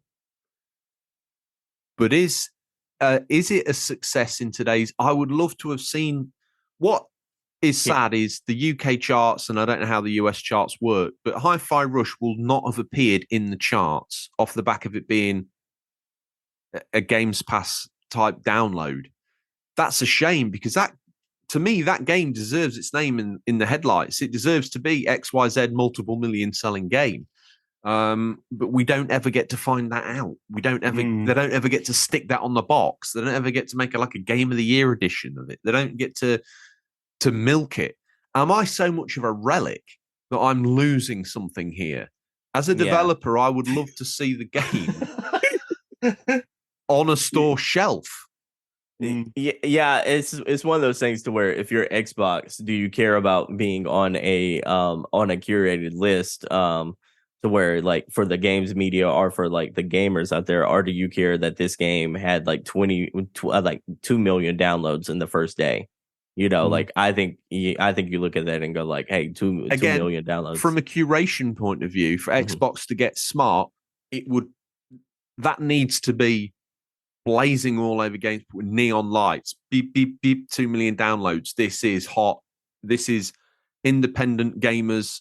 They need to ask gamers on exit of the game, what did you think? Give it a rating and then give us some words, because then those words could be used to pop up as you're scrolling through. Because once again, it's a very flat menu. There's a massive lack of curation. If you're going to make this your way of interacting and your only way of interacting with people and highlighting your products and making them key and to be sort of people want to have it, do more curation. Make Games Pass look sexy. Yeah, what's good on there? Pump it. Put it in their face. Here's the problem with that, though. And I completely agree with you. I think like this game needed to be like marketed to the moon and back. Here's the problem with that, though. If you say like 2 million downloads, or like you have a list and saying like these are the top 10 downloads, the narrative of they don't have games is going to be very evident, because like Hi-Fi Rush new game. The rest of those games are going to be what? Skyrim. It's going to be like the Master Chief Collection. It's going to be old titles. You think, I might be being harsh here, is Hi-Fi, I haven't played Hi-Fi Rush, I've heard really good things about it. Is it got 2 million downloads partly because of lack of content? I think it's also lack of content. Also, like the time it was released, there was nothing that came out in January that even resembled that game. So you add that into the fact, and you also add in the fact people were starving for something to play, especially that felt like a AAA level game at that time. And the shadow drop is a sexy marketing thing. Like I do marketing for a living. It's like that's a sexy marketing title. It's like, hey, this is available to play now. It's like Nintendo just did the same thing with Metroid Prime, where like they shadow dropped that game, and instantly people flocked out to see it. There is a certain like marketing spiel and appeal to like, hey, we just gave you something really cool in a trailer and it's available now. Like I think it's a combination of a lot of those different things, plus the Game Pass element. It's the ease of the fact that they didn't even have to leave their house to actually start playing this game. Like it was.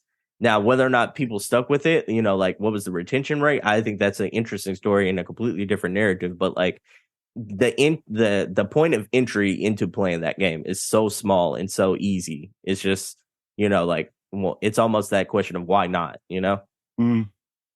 But I think the real point in like of Hi-Fi Rush's success is not just the Game Pass numbers. It's also the fact this game came out on Steam and it made the top 10 list on Steam in its debut month. and it beat out games Forspoken, for instance, which, you know, like you say everything about like the bad things about Forspoken, but that game was heavily marketed, you know? It was, like yeah. that is a heavily marketed game that is a exclusive to PC and to PlayStation, and Hi-Fi Rush just kicks his teeth down his throat. Mm. And that's a really great thing, but that's something that should be championed more. You know, that's what I'm saying. They every now and then they have these sort of pop-up surprise games that, you know, they stealth drop this and it was a runaway success. Make more of that. You know, buy up some marketing space, whatever it takes. Do some interviews somewhere. Do something. It just feels like everything we've wanted from Xbox and Games Pass is this game. And it should have been the poster child to a new wave of great stuff. In a way it is, because obviously we've got Redfall around the corner, but ride that pony. Don't just ride it into town. Ride it into town. I think they're waiting until they can get that big like 6-person punch to where they can actually have that montage that Sony has. Like whenever you see like a Sony thing, you know, a Sony like advertisement, they'll hit you with like, boom, we got this, and this, and then Spider-Man at the end. Like Xbox would have did like, hey, we had a brand new game, it's Hi-Fi Rush, and then people would be like, okay, so what's next after Hi-Fi Rush? And then like we got nothing until just give us a little bit of time. And it's been that narrative for 5 years now. Like, you know, like they don't have a montage that they can just show out and people will go like, oh, I love everything that's going on there. Like it's hard to market like few wins, you know, like when you don't have anything to show for it in the long run, it's hard to market that, you know. Get me some sellotape, some film cutting scissors, and I can get you a pop and sizzle reel for Xbox in 10 minutes time. Come on. Yeah. Show Hi-Fi Rush and then just do one of those zoom out shots where there's like 500 different games going on the wall. I don't even need to say any names really. Just like look at all this choice. I mean, at the minute, it's a little bit like one of those plug and plays. You think, oh, wow, look at this. 500 games. Sonic plus 500 games. This is one hell of a deal. You plug it in your TV and find out you've got Sonic, and the other 500 games are basically variants of Pong and Breakout. Come on.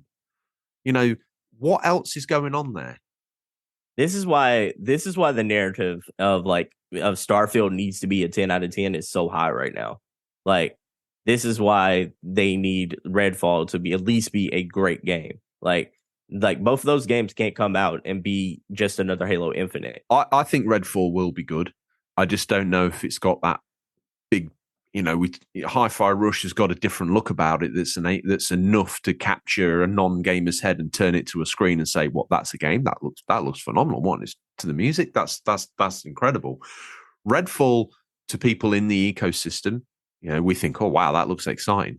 But is it going to stop heads? Is it going to turn the majority heads?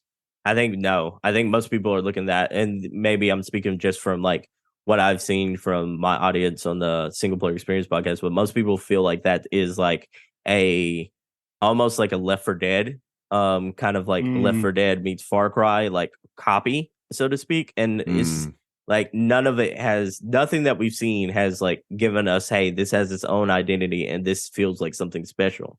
Whereas like we've seen games recently where like Hi-Fi Rush, for example, felt like it was something special. It felt like it has its own identity. It felt like it's had its own flavor. Something different.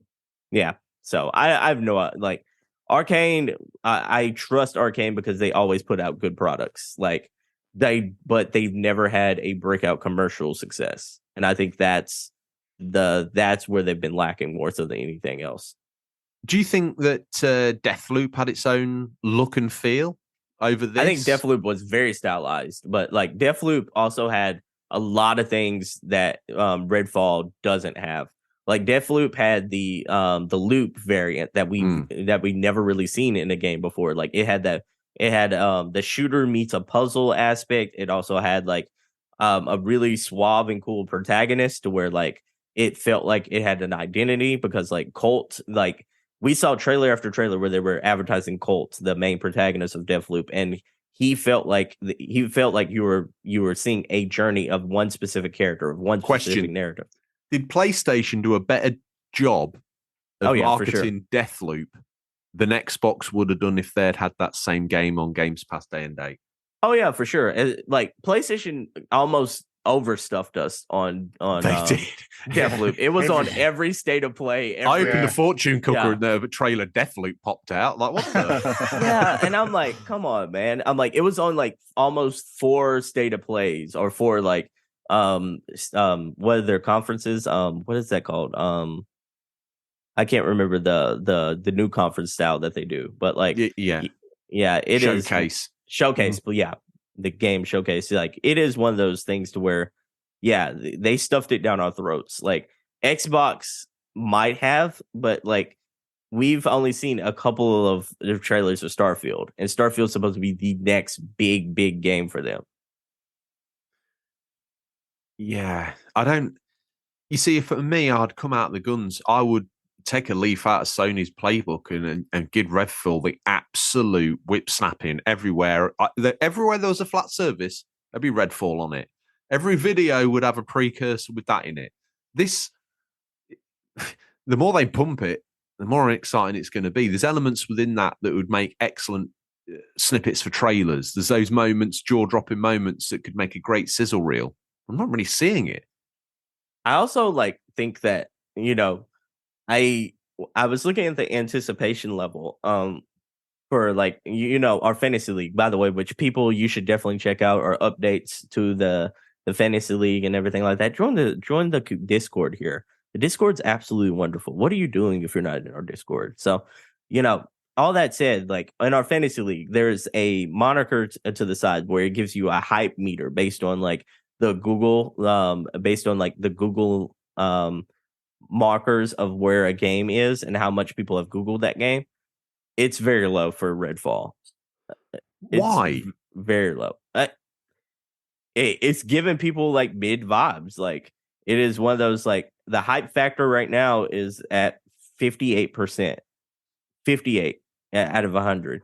It is one of those things to where I'm like, you got 4 characters. We don't know anything about those characters other than they're trying to survive an apocalypse setting. That while it's stylized, nothing really seems like it's curated based on a single player like game experience. But yet, this is also one of those games to where like they are heavily emphasizing, hey, this is a multiplayer game, but we're really going to have a single player element to it. And I feel like that discourse and like what we've seen so far in that genre hasn't really added up to a whole lot of wins there. And I think people are souring on like that duology of like, hey, we're really going to cater for the multiplayer, but we're also just throwing in a shoe-in single player experience, Dirty. Okay. Well, we'll see what comes of this whole thing. I think we've got a few shows in the pipeline where we're going to dive deep on. I'm playing it. I'm going to play it. I think he's going to be good. I think it's going to be Far Cry meets like Left 4 Dead, and it's going to be like let me remind you, Seb. This is the show that said Hogwarts Legacy was going to be mid. Yeah. We got it wrong. Subsequently has bashed out 2 episodes with the name Hogwart and legs in it. Okay, just the merest hope of clinging on to the stratospheric rise is that game. Okay, well if. Microsoft hold on. Please, Seb, say it's mid, because that's blatantly a 10 out of 10. yeah, for sure. Like that's the marker. I want to challenge you then, George. If you believe in this game, if you think it's going to be good, why haven't you drafted this game in our fantasy league? So I don't see anything in the portfolio that's worthy of keeping. Although thinking about it, who had Hogwarts Legacy in the fantasy league? Bobby. I think that's Bobby. Yeah. I knew he would do this. I knew he would do this. You know what I'm saying though. Like Redfall is in our free agent list right now, and you can pick it up on free agent waivers right now. But I'm not that stupid. You just let it sit there. I want you to have action based on these words. Do you believe in this game or do you not? I'll tell you right now. Roll the dice here. And I'm not. I don't believe in it. In last place. I don't believe in it. Okay. But I think Xbox should, but they only believe in it as much as I do. And I think that's a shame. And I think that's endemic with a lot of the titles they've got coming to their service. And again, I think that's a shame. Could Redfall have succeeded on other platforms? Yeah, I think it could. Is their back catalogue worth that? Not really. I think Redfall could be something special, but I want to see some more about it. I want to know more about it. If I can get some pop and sizzle going on, then I shall spend my fantasy bucks buying this title in for my draft studio. It will be I just want to make title. sure. I just want to make sure that like I want to see if you really believed in it enough to pick it up. I know, but it doesn't matter whether I believe it or not. Xbox and Games Pass have the ability to make us believe in that game. Yeah, that's true. That's true. Forspoken was sold to me as though it could cure syphilis. It didn't, but up until I opened the jar, it did. Xbox made me believe that Redfall can solve equal amount of STD, and I can understand and get on board with it. At the moment, it feels a bit embarrassing to them. I want Xbox, if you're listening right now, release just a basic trailer of Redfall right now. And we're going to hold George's feet to the fire. So like some music as well. Game. And I want the shots to change to the beat of the drum in the trailer. Boom. 10 out of 10 game. Yep. And he's going to have to pick it up at that point. We're going to hold his feet to the fire. You know I'm right. You know part of what I'm saying is truth. It's just the rest of it is drivel. Yeah, for sure. For sure. RGT, what is the next story? Be gentle. Prices hunting down. This is typical story after what we were saying as well. When I read this in the week, I thought, oh no.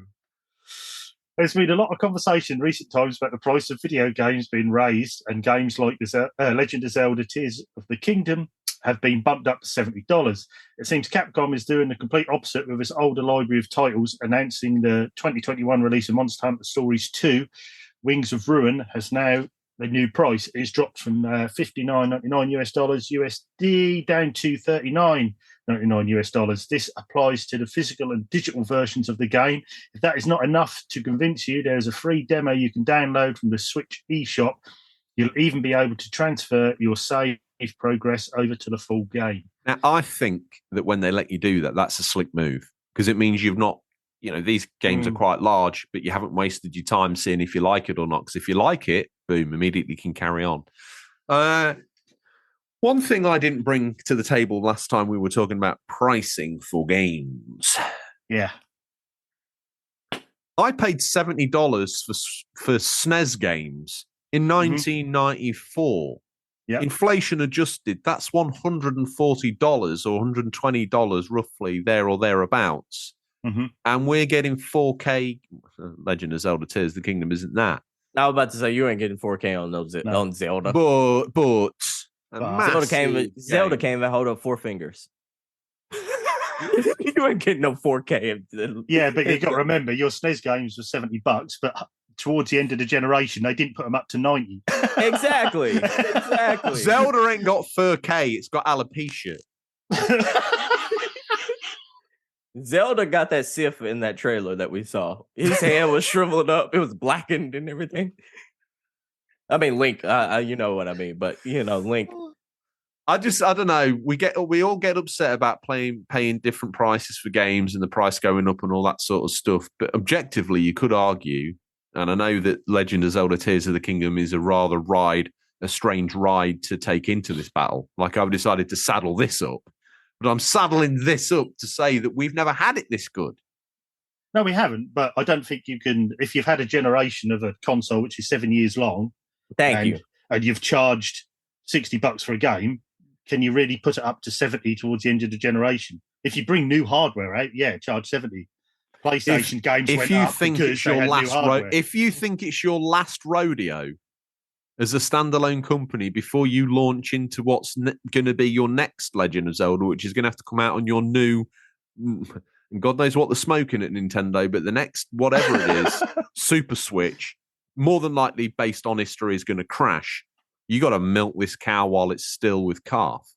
No. Here's the thing. If you had a new hardware and you had the Switch version, like let's say this base Switch version at $60, and then the new hardware at $70. Nobody complains. Like nobody complains. We suck it up. We pay our $70. We go about our business. But you do it at the end of the generation when you've given us nothing. I'm talking about nothing but just dirt titles that barely run.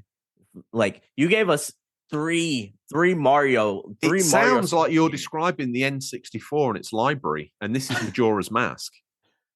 Yeah, but they didn't have a price increase at the end of that. Yeah, but it's still an egregious price for a game that was exactly the same as the game that they put out 3 years before that. Nintendo have form here. Increase. I don't know why this surprises us.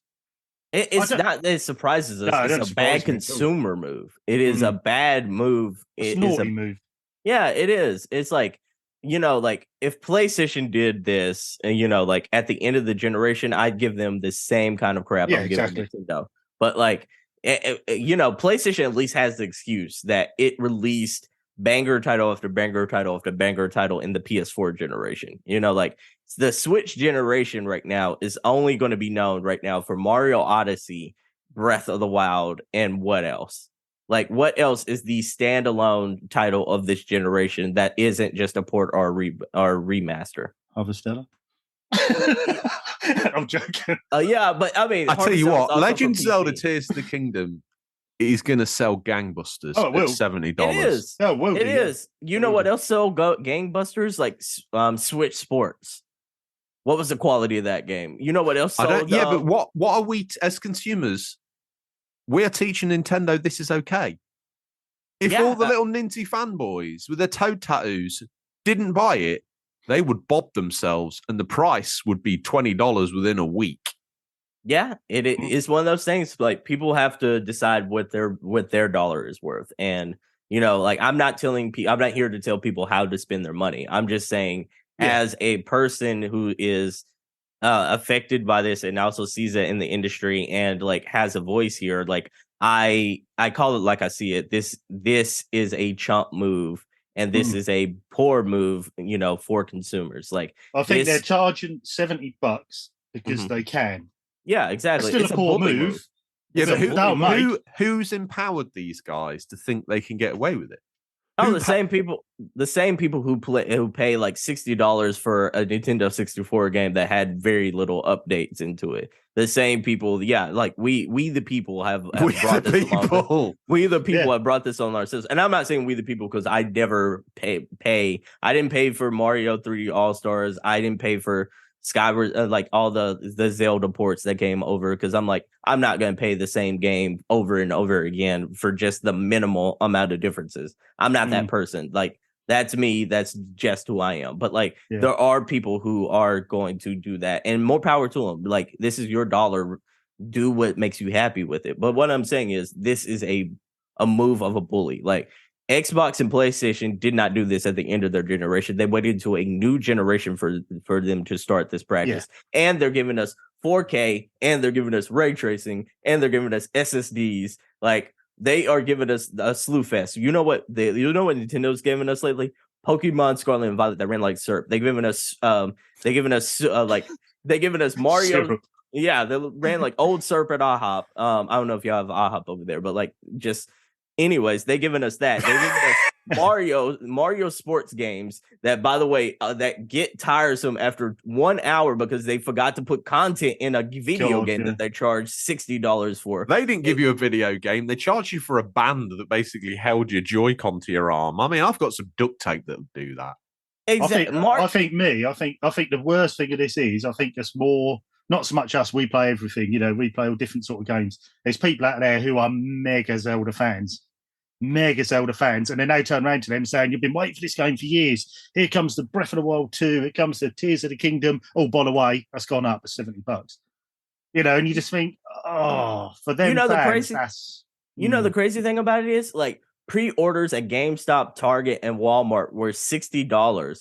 And like, they people bought it for that $60, and by the way, they had to refund. Like they canceled a lot of these pre-orders and then recharged them for $70. Like made them have to buy the game back for that $70 price point. Chef's kiss. Yeah, and I'm like, and I'm supposed to just like say, "Hey, Nintendo, good job." I'm like, "Good job. You did everything but buy lube before you did this to me." So I'm like, "Come on now, let's call a spade of spade." I'm like, "This is a dirty move. It's a dirty move." Yeah. Well, the good news, Capcom aren't on board with that. Yeah, Back to the story. at least buy gonna, me dinner before you do this to me. They're going to Buy me dinner. Make me feel like, make me feel like you're taking me out to the town. Buy me dinner, and then buy some lube before you do this to me, Nintendo. How could Nintendo have dressed up Legend of Zelda: Tears of the Kingdom in a way that made it feel like you were getting 3-course meal, lube, and the experience? Put it on a Super Nintendo Switch. Like that's the You are a high price date at that point. You want me to go off to the Batcave, create a brand new Switch? I give you the OLED last week, and that's not good enough for you. I bring it here. The OLED is the same thing you gave me 5 years ago. I know, but look at that screen. Come on, man. Is that the bare minimum we're doing now? Like, if the based on our PlayStation history, we did very little to the Game Boy. You bought that. We did very little to the Game Boy Advance. You bought that. We did very little to the DS, and you bought that. The 3DS, we even pulled features out of it and made it 2D, and you all still bought it. You're idiots. Legend of Zelda is a tic-tac-toe game. You buy that as well. It's £80 now, seeing as you've moaned. That's what they probably would do, especially consider how petty they've been about this. But it's now 90. Yeah. Keep talking. Yeah. But I mean, if PlayStation did this to where like on the PS4, if they announced the PS5 and it was just another layer of the PS4 Pro where they stacked another little ridge on top of like the PS4 Pro, and it only came with like, hey, this time you're going to be able to see 4K, and they charged us as a brand new console, we'd be pissed in the streets. PlayStation would not get away with that. So how does Nintendo? Because they are held to a different standard, a lower standard than every other gaming console and manufacturer on the world. I kid you not, if you look at Nintendo's biggest releases and their biggest games to date for the Switch generation, 80% of those games are just remastered and remakes. Like 80%. That's dangerous territory, though, because if you really wanted to, you could mount up a warhorse and take a charge into Sony with that claim. I'm sorry, Horizon Forbidden West say what? Exactly. A fur case says what? Fur case says what? It's true. Just remasters and remixes. You know, what standard are we holding these games developers to? I would counter that, Marker, because we already have gotten a new Sackboy. We've gotten Fur K, by the way, you know. Fur K, we've gotten that game, and then we've gotten Horizon Forbidden West, which, you know, and we've got God of War. None of those games are remastered games. No, okay. But None of them. But we have had director's cuts of Death Stranding and Ghost of Tsushima. We've had, you know, part 1. And they put them on their service. Like all of them were put on their service. So I'm like, sure, they seemed dirty at first, but 2 months later they were on PlayStation Plus Premium or Extra. So I'm like, should they have launched day and date on that service? They probably should have, but I'm like, at this point, I'm like, that doesn't feel as egregious as you charging $70 at the end of a console generation just for a new game. And by the way, when your last 5 major Switch titles have been like barely running like an old man at a triathlon. Careful, because even I need to have a go at a triathlon every now and then. Do you run for real? I used to. I don't at the moment, but yeah. Oh, okay. I'm impressed.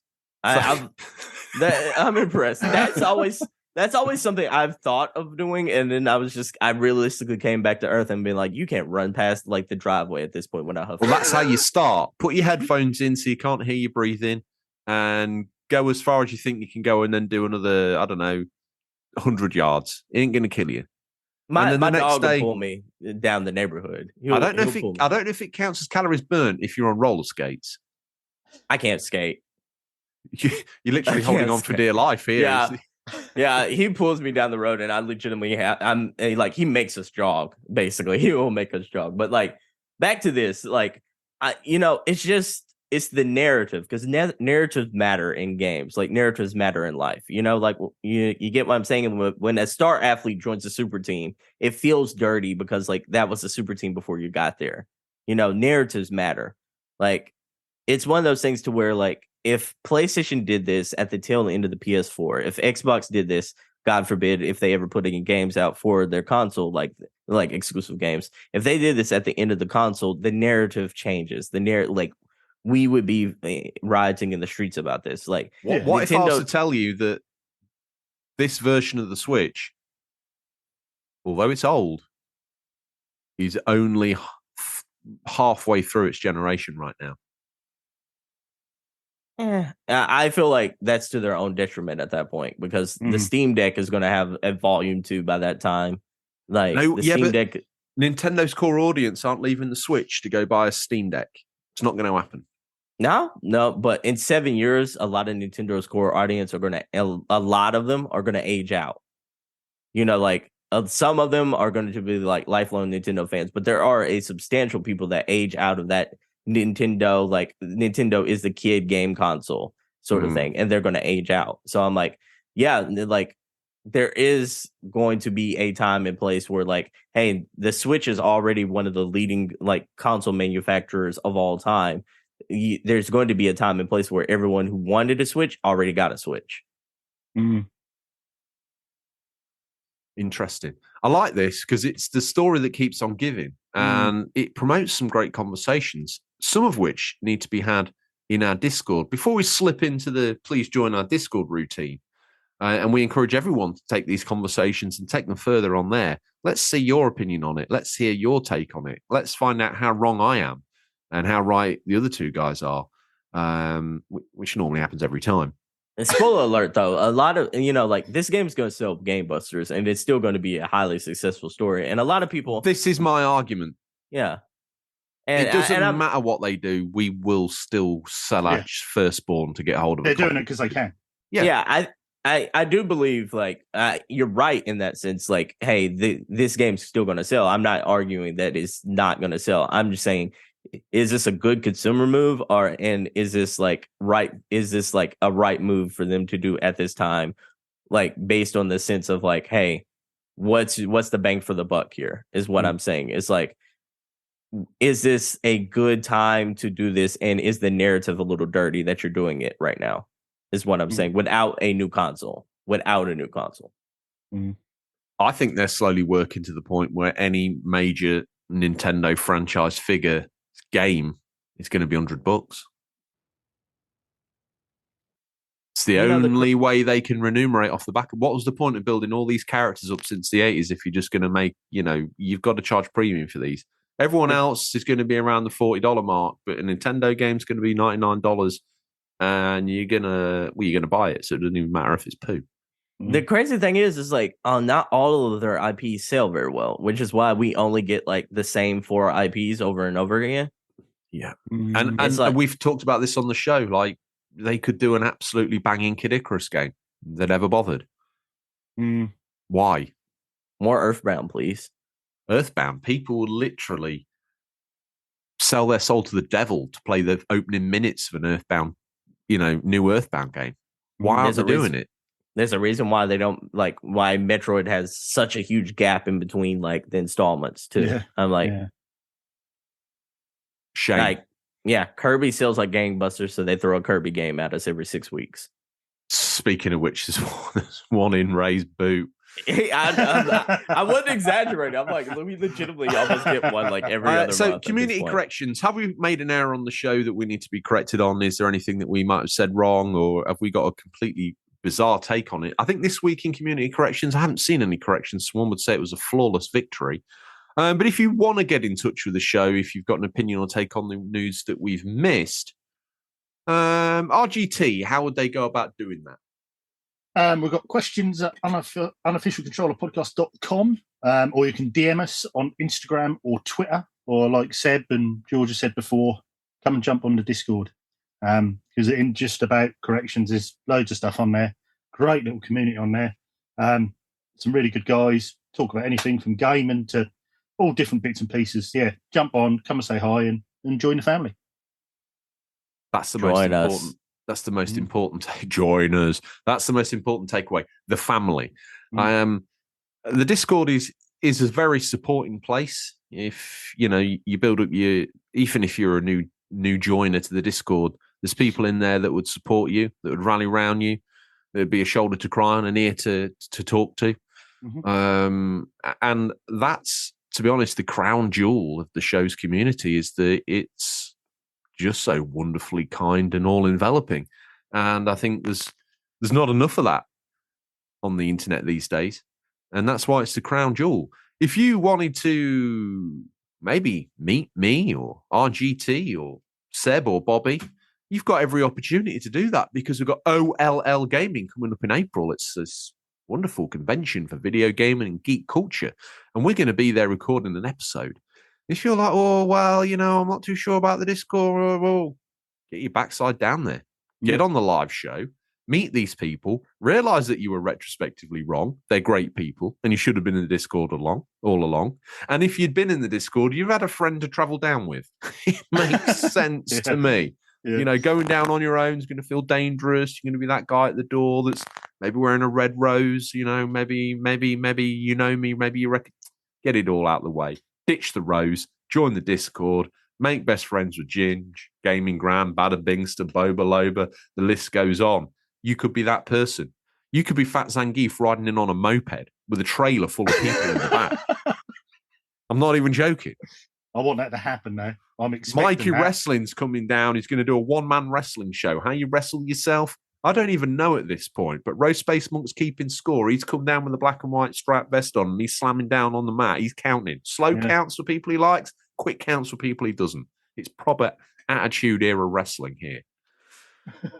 Next week, I need a whole new bunch of names, so make sure you get front and center in the Discord so I can see the names that I see all the time, and then you can weave yourself into the fabric of the show.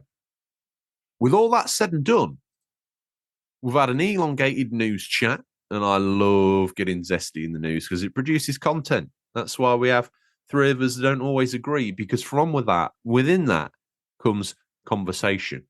And without conversation, you're nothing. But like Elvis said, a little less conversation, a little bit more Stingray, please. It's time for a peek in what we affectionately call Stingray's boot, what's nestled between some counterfeit nappies and a dodgy copy of Battlefriend All this week. These are new release highlights for the week February the 20th to February the 26th, 2023. Listeners, these are out in digital or physical, or will be by the time this podcast in your feed, but could be region dependent. Spring stop. Wow. Whoa. I think Ray misheard me. Because I said Elvis, and I think he thought I said Elvish, and he's come dressed as Gladriel. And Wayne Ray is Samwise Gamgee. I like this. I like this. Gentlemen, before he goes absolutely crazy, touches the one ring and then says that's too much power for him. And seeing as I'm not wearing any jewelry, I'm a little bit concerned about where Ray's going to touch. How are you seeing the Ray, Seb?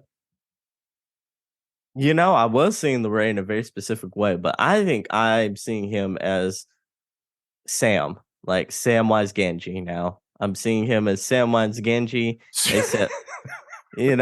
except he has kind of like an afro kind of thing going on. Wow.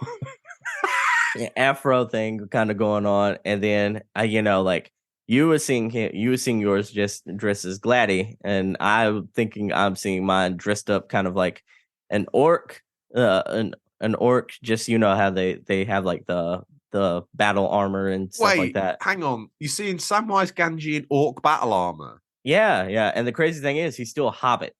So all the armor is too big for him.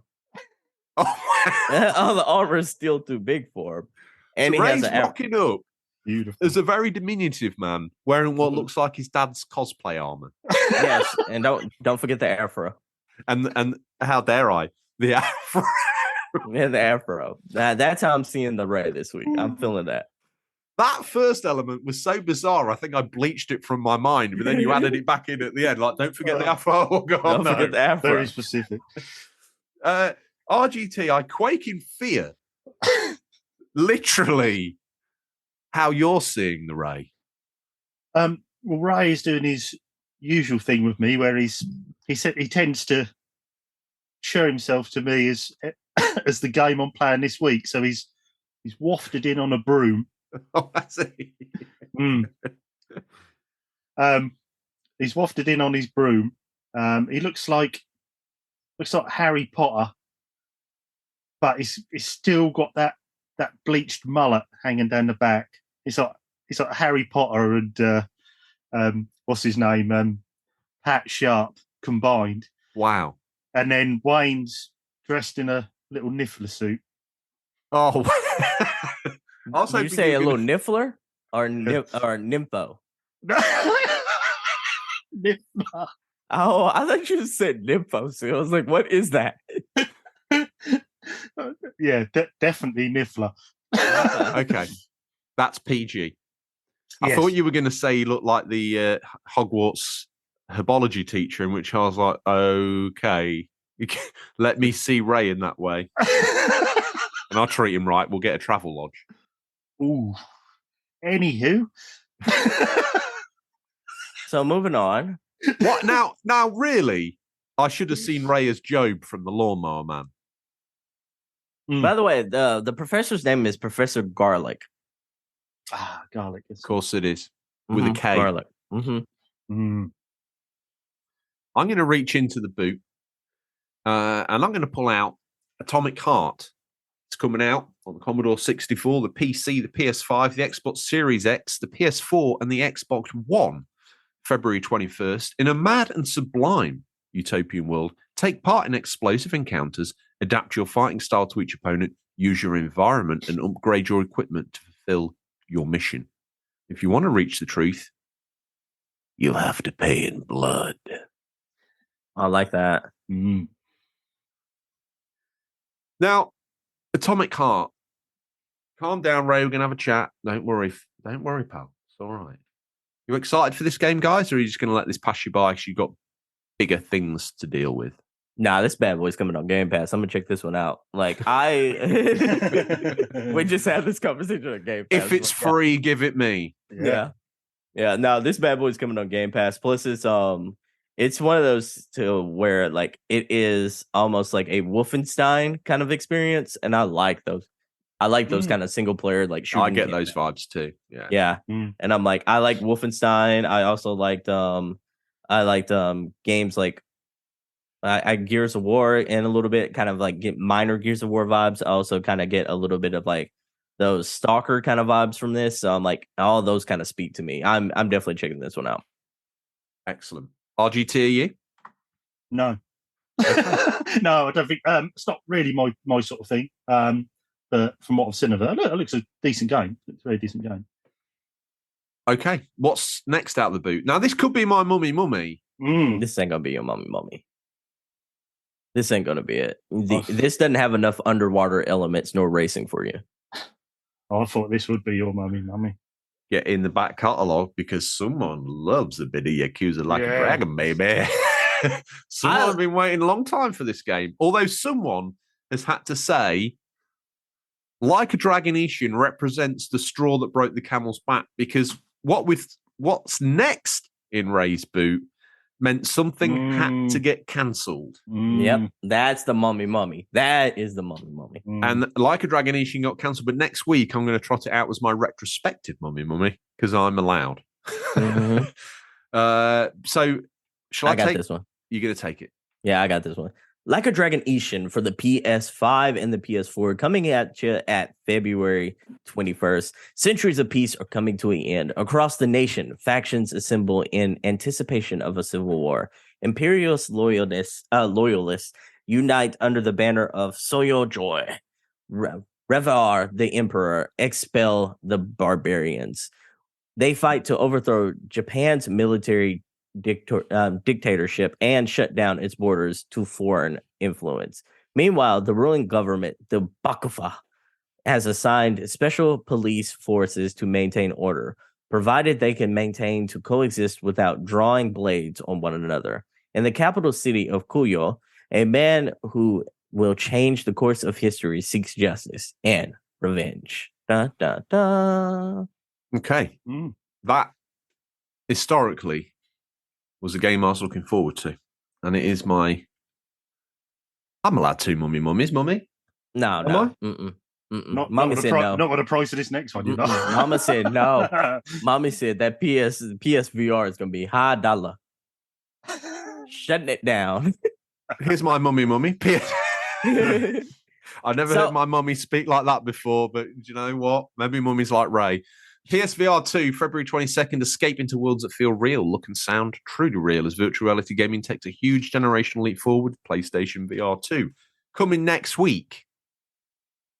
PSVR 2 review. Is it worth the money? Tune in next week to find out, and I ain't going to be pulling no punches.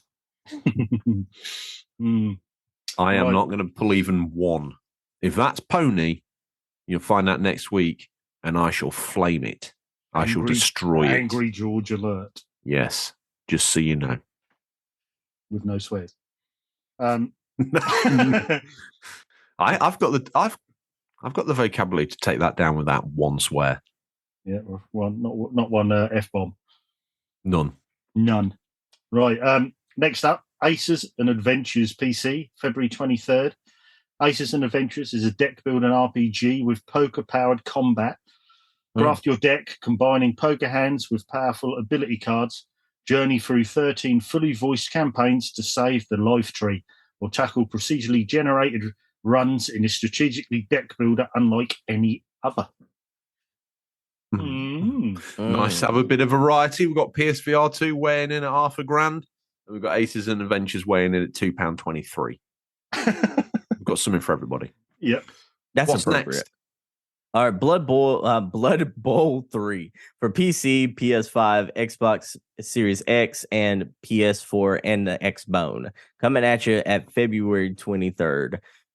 Blood Bowl 3 is the video game of fantasy football. It's a turn-based strategy game inspired by American football in the Warhammer fantasy world, where elves, humans, orcs, and other creatures fight for the ball with shoulder charges, kicks, punches, and weapons of varying degrees of lethality. Lethality. Mm-hmm. And legality. Legality, yeah, like that. Yeah, and illegality by the ref. That threw me off because I was like, "There's a G missing there." Huh? Okay. All right. So they know what they're doing. Yeah. Does this game seem like it's just like a kind of like spoof on Blitz? Do y'all remember Blitz back in the day? It does, but Blood Bowl, if memory serves, is from the Games Workshop team that bring you similar games and that whole world of Dungeons and Dragons and all that other stuff. The Warhammer. Yeah, the Warhammer world. Yeah, and this is like the third current iteration of that same franchise. To be honest, Blood Bowl has done pretty well in its previous two incarnations, and prior to that, I think there was probably an 8/16-bit incarnation back in the day when I think the board game first launched in maybe, I'm going to say 93, 92, 93. So is it, maybe they borrow from each other, if I'm being honest. Maybe they... I mean, NFL Blitz hasn't been around for like 10 years now, so I'm like, maybe we'll call this a spiritual successor, but if this don't have Raiden in it from Mortal Kombat, is this really Blitz? This is not. This has no Raiden, but it probably has a lightning-filled necromancer if you play your cards right. Nah, that feels like off-brand at that point, you know. with an upside-down wicker hat. I mean, yeah, will that do? Yeah, maybe. You're starting to get me back a little bit. Okay, well, let's turn you completely off games altogether. It's Clive and Wrench coming to the PC, PS5, PS4, and Switch February 24th. Actually, I say turn you off games. It sounds like my cup of tea. Clive and Wrench is a 3D platform starring Clive, a rabbit, and most obviously a wrench, the little monkey on his back. Your adventure takes you hurtling through time and space in the 1950s refrigerator on a heroic quest to thwart the tyrannical Dr. Dacus and stop his evil plans. Seb, get me a code for Clive and Wrench. Do you really want this? This seems like Ratchet and Clank, but like made by like you remember how they used to do like off-brand Disney like back in the day where it would be like instead of Aladdin it would be a Labo and stuff like that. This seems like that type of game. We don't You have want me enough to reach out and games. you want me to reach out and talk to these people and say, hey, we need Clive and Rich. We want the smoke. Yeah, get me the smoke. Okay. Clive and Wrench See if I do a VR version, you can play it on your PSVR too. Yeah.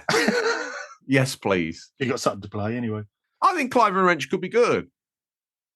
I'm an indie guy, so like I always try to give those games the benefit of the doubt. But like the description is giving me strong like bootleg 4K vibes. I know that legally you have to decimate any game that's this. 4K or bust. But I see that being something they can put on the box. Turn 4K. I have to be careful when I say it, to be honest with you. Turning 4K into Wrench K, baby, whatever it takes. You need a new tagline. Hold on. Okay. I'll have to speak. I'll have to speak with the marketing team about like whether or not I'm allowed to actually get a You new... just let them all out the cellar. Yeah. No. I was talking about the people who are paying me allegedly to say 4K. Oh, okay. I'm looking at this game right now, and I'm getting some vibes of like that early PS4, or maybe even like some kind of. It almost looks Banjo-Kazooie-ish, as in a way. That's why it's in the boot. It's going to be a sleeper hit. So, RGT, hit me up with the Kerbal Space Program 2, friend. Yeah, Kerbal Space Program 2, PC, PS5, Xbox Series X, PS4, and the Xbone. February 24th. Kerbal Space Program 2 is the sequel to the acclaimed spaceflight simulation game, funnily enough, Kerbal Space Program. Enter the next generation of space adventure with exciting new parts, stunning visuals, fully revamped UI and map view, and rich new environments to explore. You two haven't picked a Mummy yet. Is it because it's one of these last two titles, or did you just forget? Mine would be the PSVR 2. I think I'm gonna go Atomic Hearts out of this bunch. Okay, I'll take the next two real quick. Okay. Kirby's Return to Dreamland Deluxe for Switch on February 24th. Take on enemies and obstacles alike with Kirby's arsenal of new and returning copy abilities. Inhale and gulp down enemies to absorb their powers. And then you also have Octopath Traveler 2 for PC, PS5, PS4, and the Switch coming at you February 24th. This game is a brand new entry in the Octopath Traveler series, the first installment of which was initially released in 2018 and sold over 3 million copies worldwide. That is the most like Japanese studio marketing tagline, to where they like say, hey, this is a new entry into the series and this is how much we sold last time. We're not going to give you a description of what this game is, though. Yeah. Work it out. Yeah. They were like, you'll figure it out. Yeah. We don't know the story yet either, so we're just gonna tell you how much it's sold. We're just going to put some information on the screen, and you make the story up in your own mind. That's technically the best game ever made. With that all done, okay, before we let him disappear into the VR sinkhole that he's building underneath him to get ready for next week's hype, and he's going to come out of that with so many of those cheap phone VR headset sets sprayed white and branded up in phony boxes, then you can shake a stick at, because that's how Stingray makes his cash. Now, before he leaves, we've got to pick a retro-tastic VHS out of his boot this week.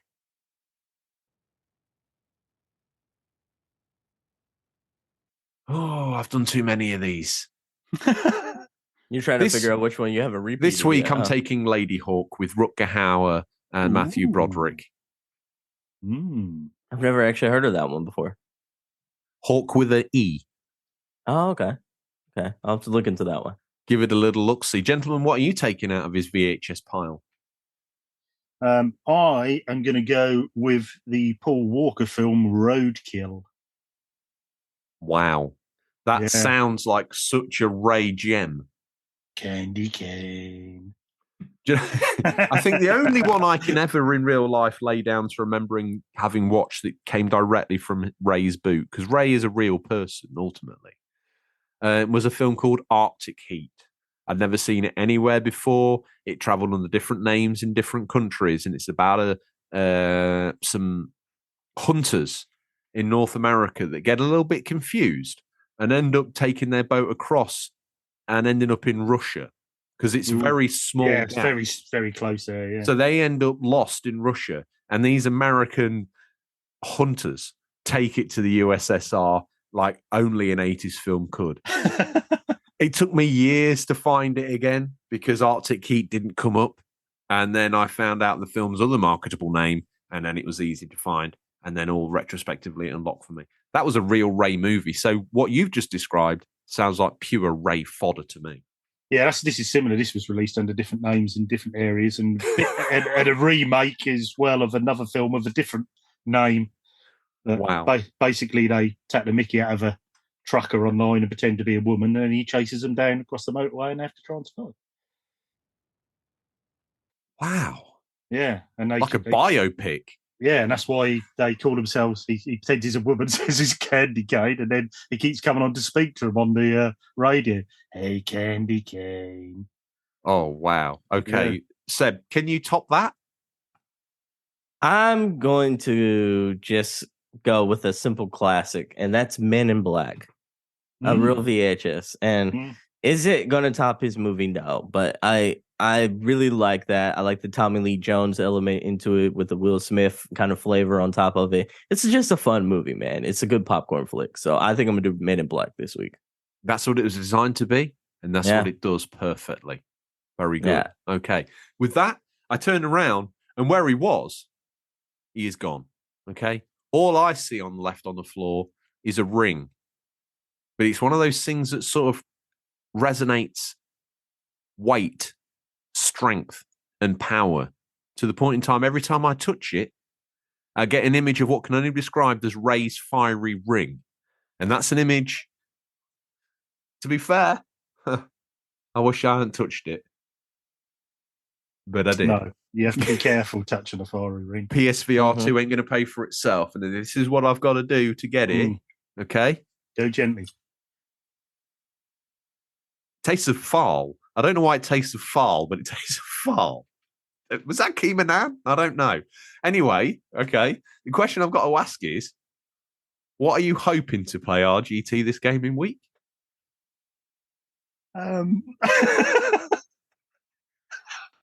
Some more be professional, right? Some more Hogwarts Legacy, definitely. Hopefully gonna get that plaque, get them a few last suits on Spider-Man, get that done. Yeah, I don't know if there'll be much else. I think Hogwarts Legacy is going to be taking my time because there's a lot of hours playing that game. So I'm looking forward to getting stuck into that. So that's pretty much between those two, I think, this week. Okay. Seb, what are you hoping to play this gaming week? I really, besides Hogwarts Legacy, not very much. I got a couple of things for review coming up, but like, nothing major. Kind of waiting for the video game release window to kind of really pick up and open up, but got some indie gems coming at you. So, some really cool things down the pipeline. But Hogwarts Legacy and Atomic Hearts. I'll probably get back to you next week with my thoughts on Atomic Hearts. Okay. Well, I've got 24/48 hours to get Hogwarts Legacy done before the PSVR 2 helmet gets locked on my face like Vader's. And then I'm only coming out of that to record the show next week. First game you're going to play on VR. Do a Zoom meeting in it. Maybe, actually, my first game I'm going to play while I wait for Horizon to download is probably going to be Kayak VR. Okay. Very simple. That looks to be simple, but very effective. And I'm going to put money on that being probably one of the highest reviewed titles for the PSVR 2 when the time next week comes around. I think that's going to be one of those games that very affordable. Before we had the PSVR Worlds to showcase kind of what the system was about and what it could do. We don't really have that this time around, although some would argue that's what Horizon's job is. I feel though that kayak is going to be one of those nice simple games you could sit your gran down, put the helmet on, and send her down a river, and her be able to extract fun from that. I think if you put your gran in Horizon, very quickly she'd probably be your ex-gran, and therefore strategically not a great move. So I think something nice and simple and calm like kayak is a nice showcase. I'm looking forward to that. So yeah, Hogwarts need to get that finished today. How likely is that going to happen? That is a shift if you're getting that done. Yeah. Percentage wise, what's the percentage of you mowing through that game? I don't know what the numbers are, to be honest, because the numbers are sort of misconstrued because it's all tied into the side quests and stuff. Main quest wise, I mean, I must be over halfway because I'm in the end of autumn. I know I'm in winter, so surely we've only got that and spring to go. And there's the 4 keepers. Bish bash bosh, we're out of here. Yeah. Winter has come. Okay, so hopefully you'll be able to get it done in 2 days. That's what caffeine's for, Seb. And then a poor little sleep deprived George in VR2 is going to be an experience, isn't it? Be aware. I mean, that'll be a trip. I've been trying very hard to get that game finished, and yesterday I think I just played it constantly from morning until 2 minutes before the show, and I don't feel. I'll tell you, another 24 hours like me in that. So let me make a request of you. Before you put on the VR headset, like when you get it, put on the PSVR headset one. Don't have it plugged up, and tell me what the physical differences of how they feel are whenever you come with your review next week. Okay, I can do that. So the VR one has been kicking around because I've been dabbling around Christmas time, so it's on top of the pile, so it could quite easily go straight on my noggin. Yeah, tell me how it feels on the noggin versus like 1v1. One thing I would say about it when I put it on around Christmas time into January, I actually really was impressed with it. The screens have aged, don't get me wrong, but the way it sits on the head for such a chunky piece of kit, the lightness it gives you on the face is good. So if they can match that with this new one, very happy days. I would say that's us all wrapped up then, isn't it? So I would say, unless we've got any more to say, check Seb out on his own website. Seb, do you want to give him a little linky poos to that? Yeah, you can check me on the pronerdreport.com and for written game reviews, and you can check me out on the Single Player Experience podcast. Where we talk about all the cool nerdy topics that you need to know about and give you some video game recommendations that you need to know.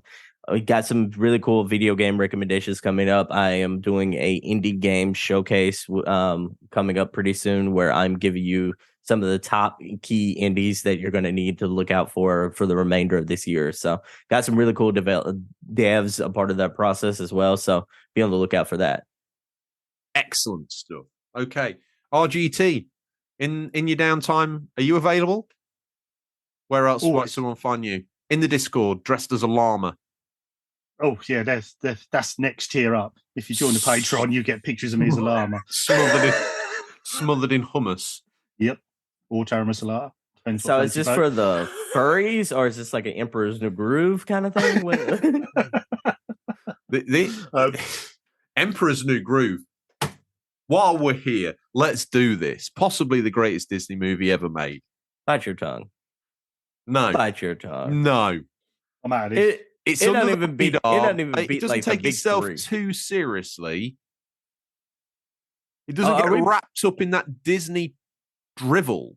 It just tells a great story in a mature and interesting way. And what a great homage to animation. You cannot put that above a Goofy movie. Why did you have to come? If you'd come with anything else, I'd have had an answer for you. But you can't come with that. You cannot put that above a Goofy movie. So much heart, such of that real life Goofy father movie, and son. I admit, it's coming out swinging. But Emperor's New Groove just got it in a headlock and basically Spike DDT'd it. Name 5 characters. Llama guy. Llama guy. That's me. Llama guy. So RGT.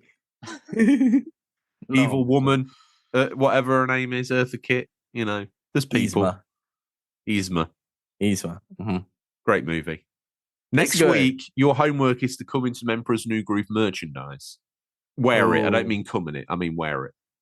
Okay. I'll have to see if they still make that. But yeah, like if we did a podcast episode about like top tier Disney movies where we did like A tier, B tier, and C and above and beyond, I think it would go in a strong B tier. That to me, that's a win. I think that's a strong B tier movie. I think based on some of the heinous stuff I've said. Yeah, I think that's a strong B tier movie. Yeah, I see that as a result. I think I've got away quite lightly. Yeah. I've walked in with Emperor's New Groove, but claiming it as a new Jesus. I've come away with it as a lower class profit. I think I'm happy with that. I'm happy. I want to challenge you. We got an episode coming up where we're like in 2 weeks' time where we're thinking about a topic.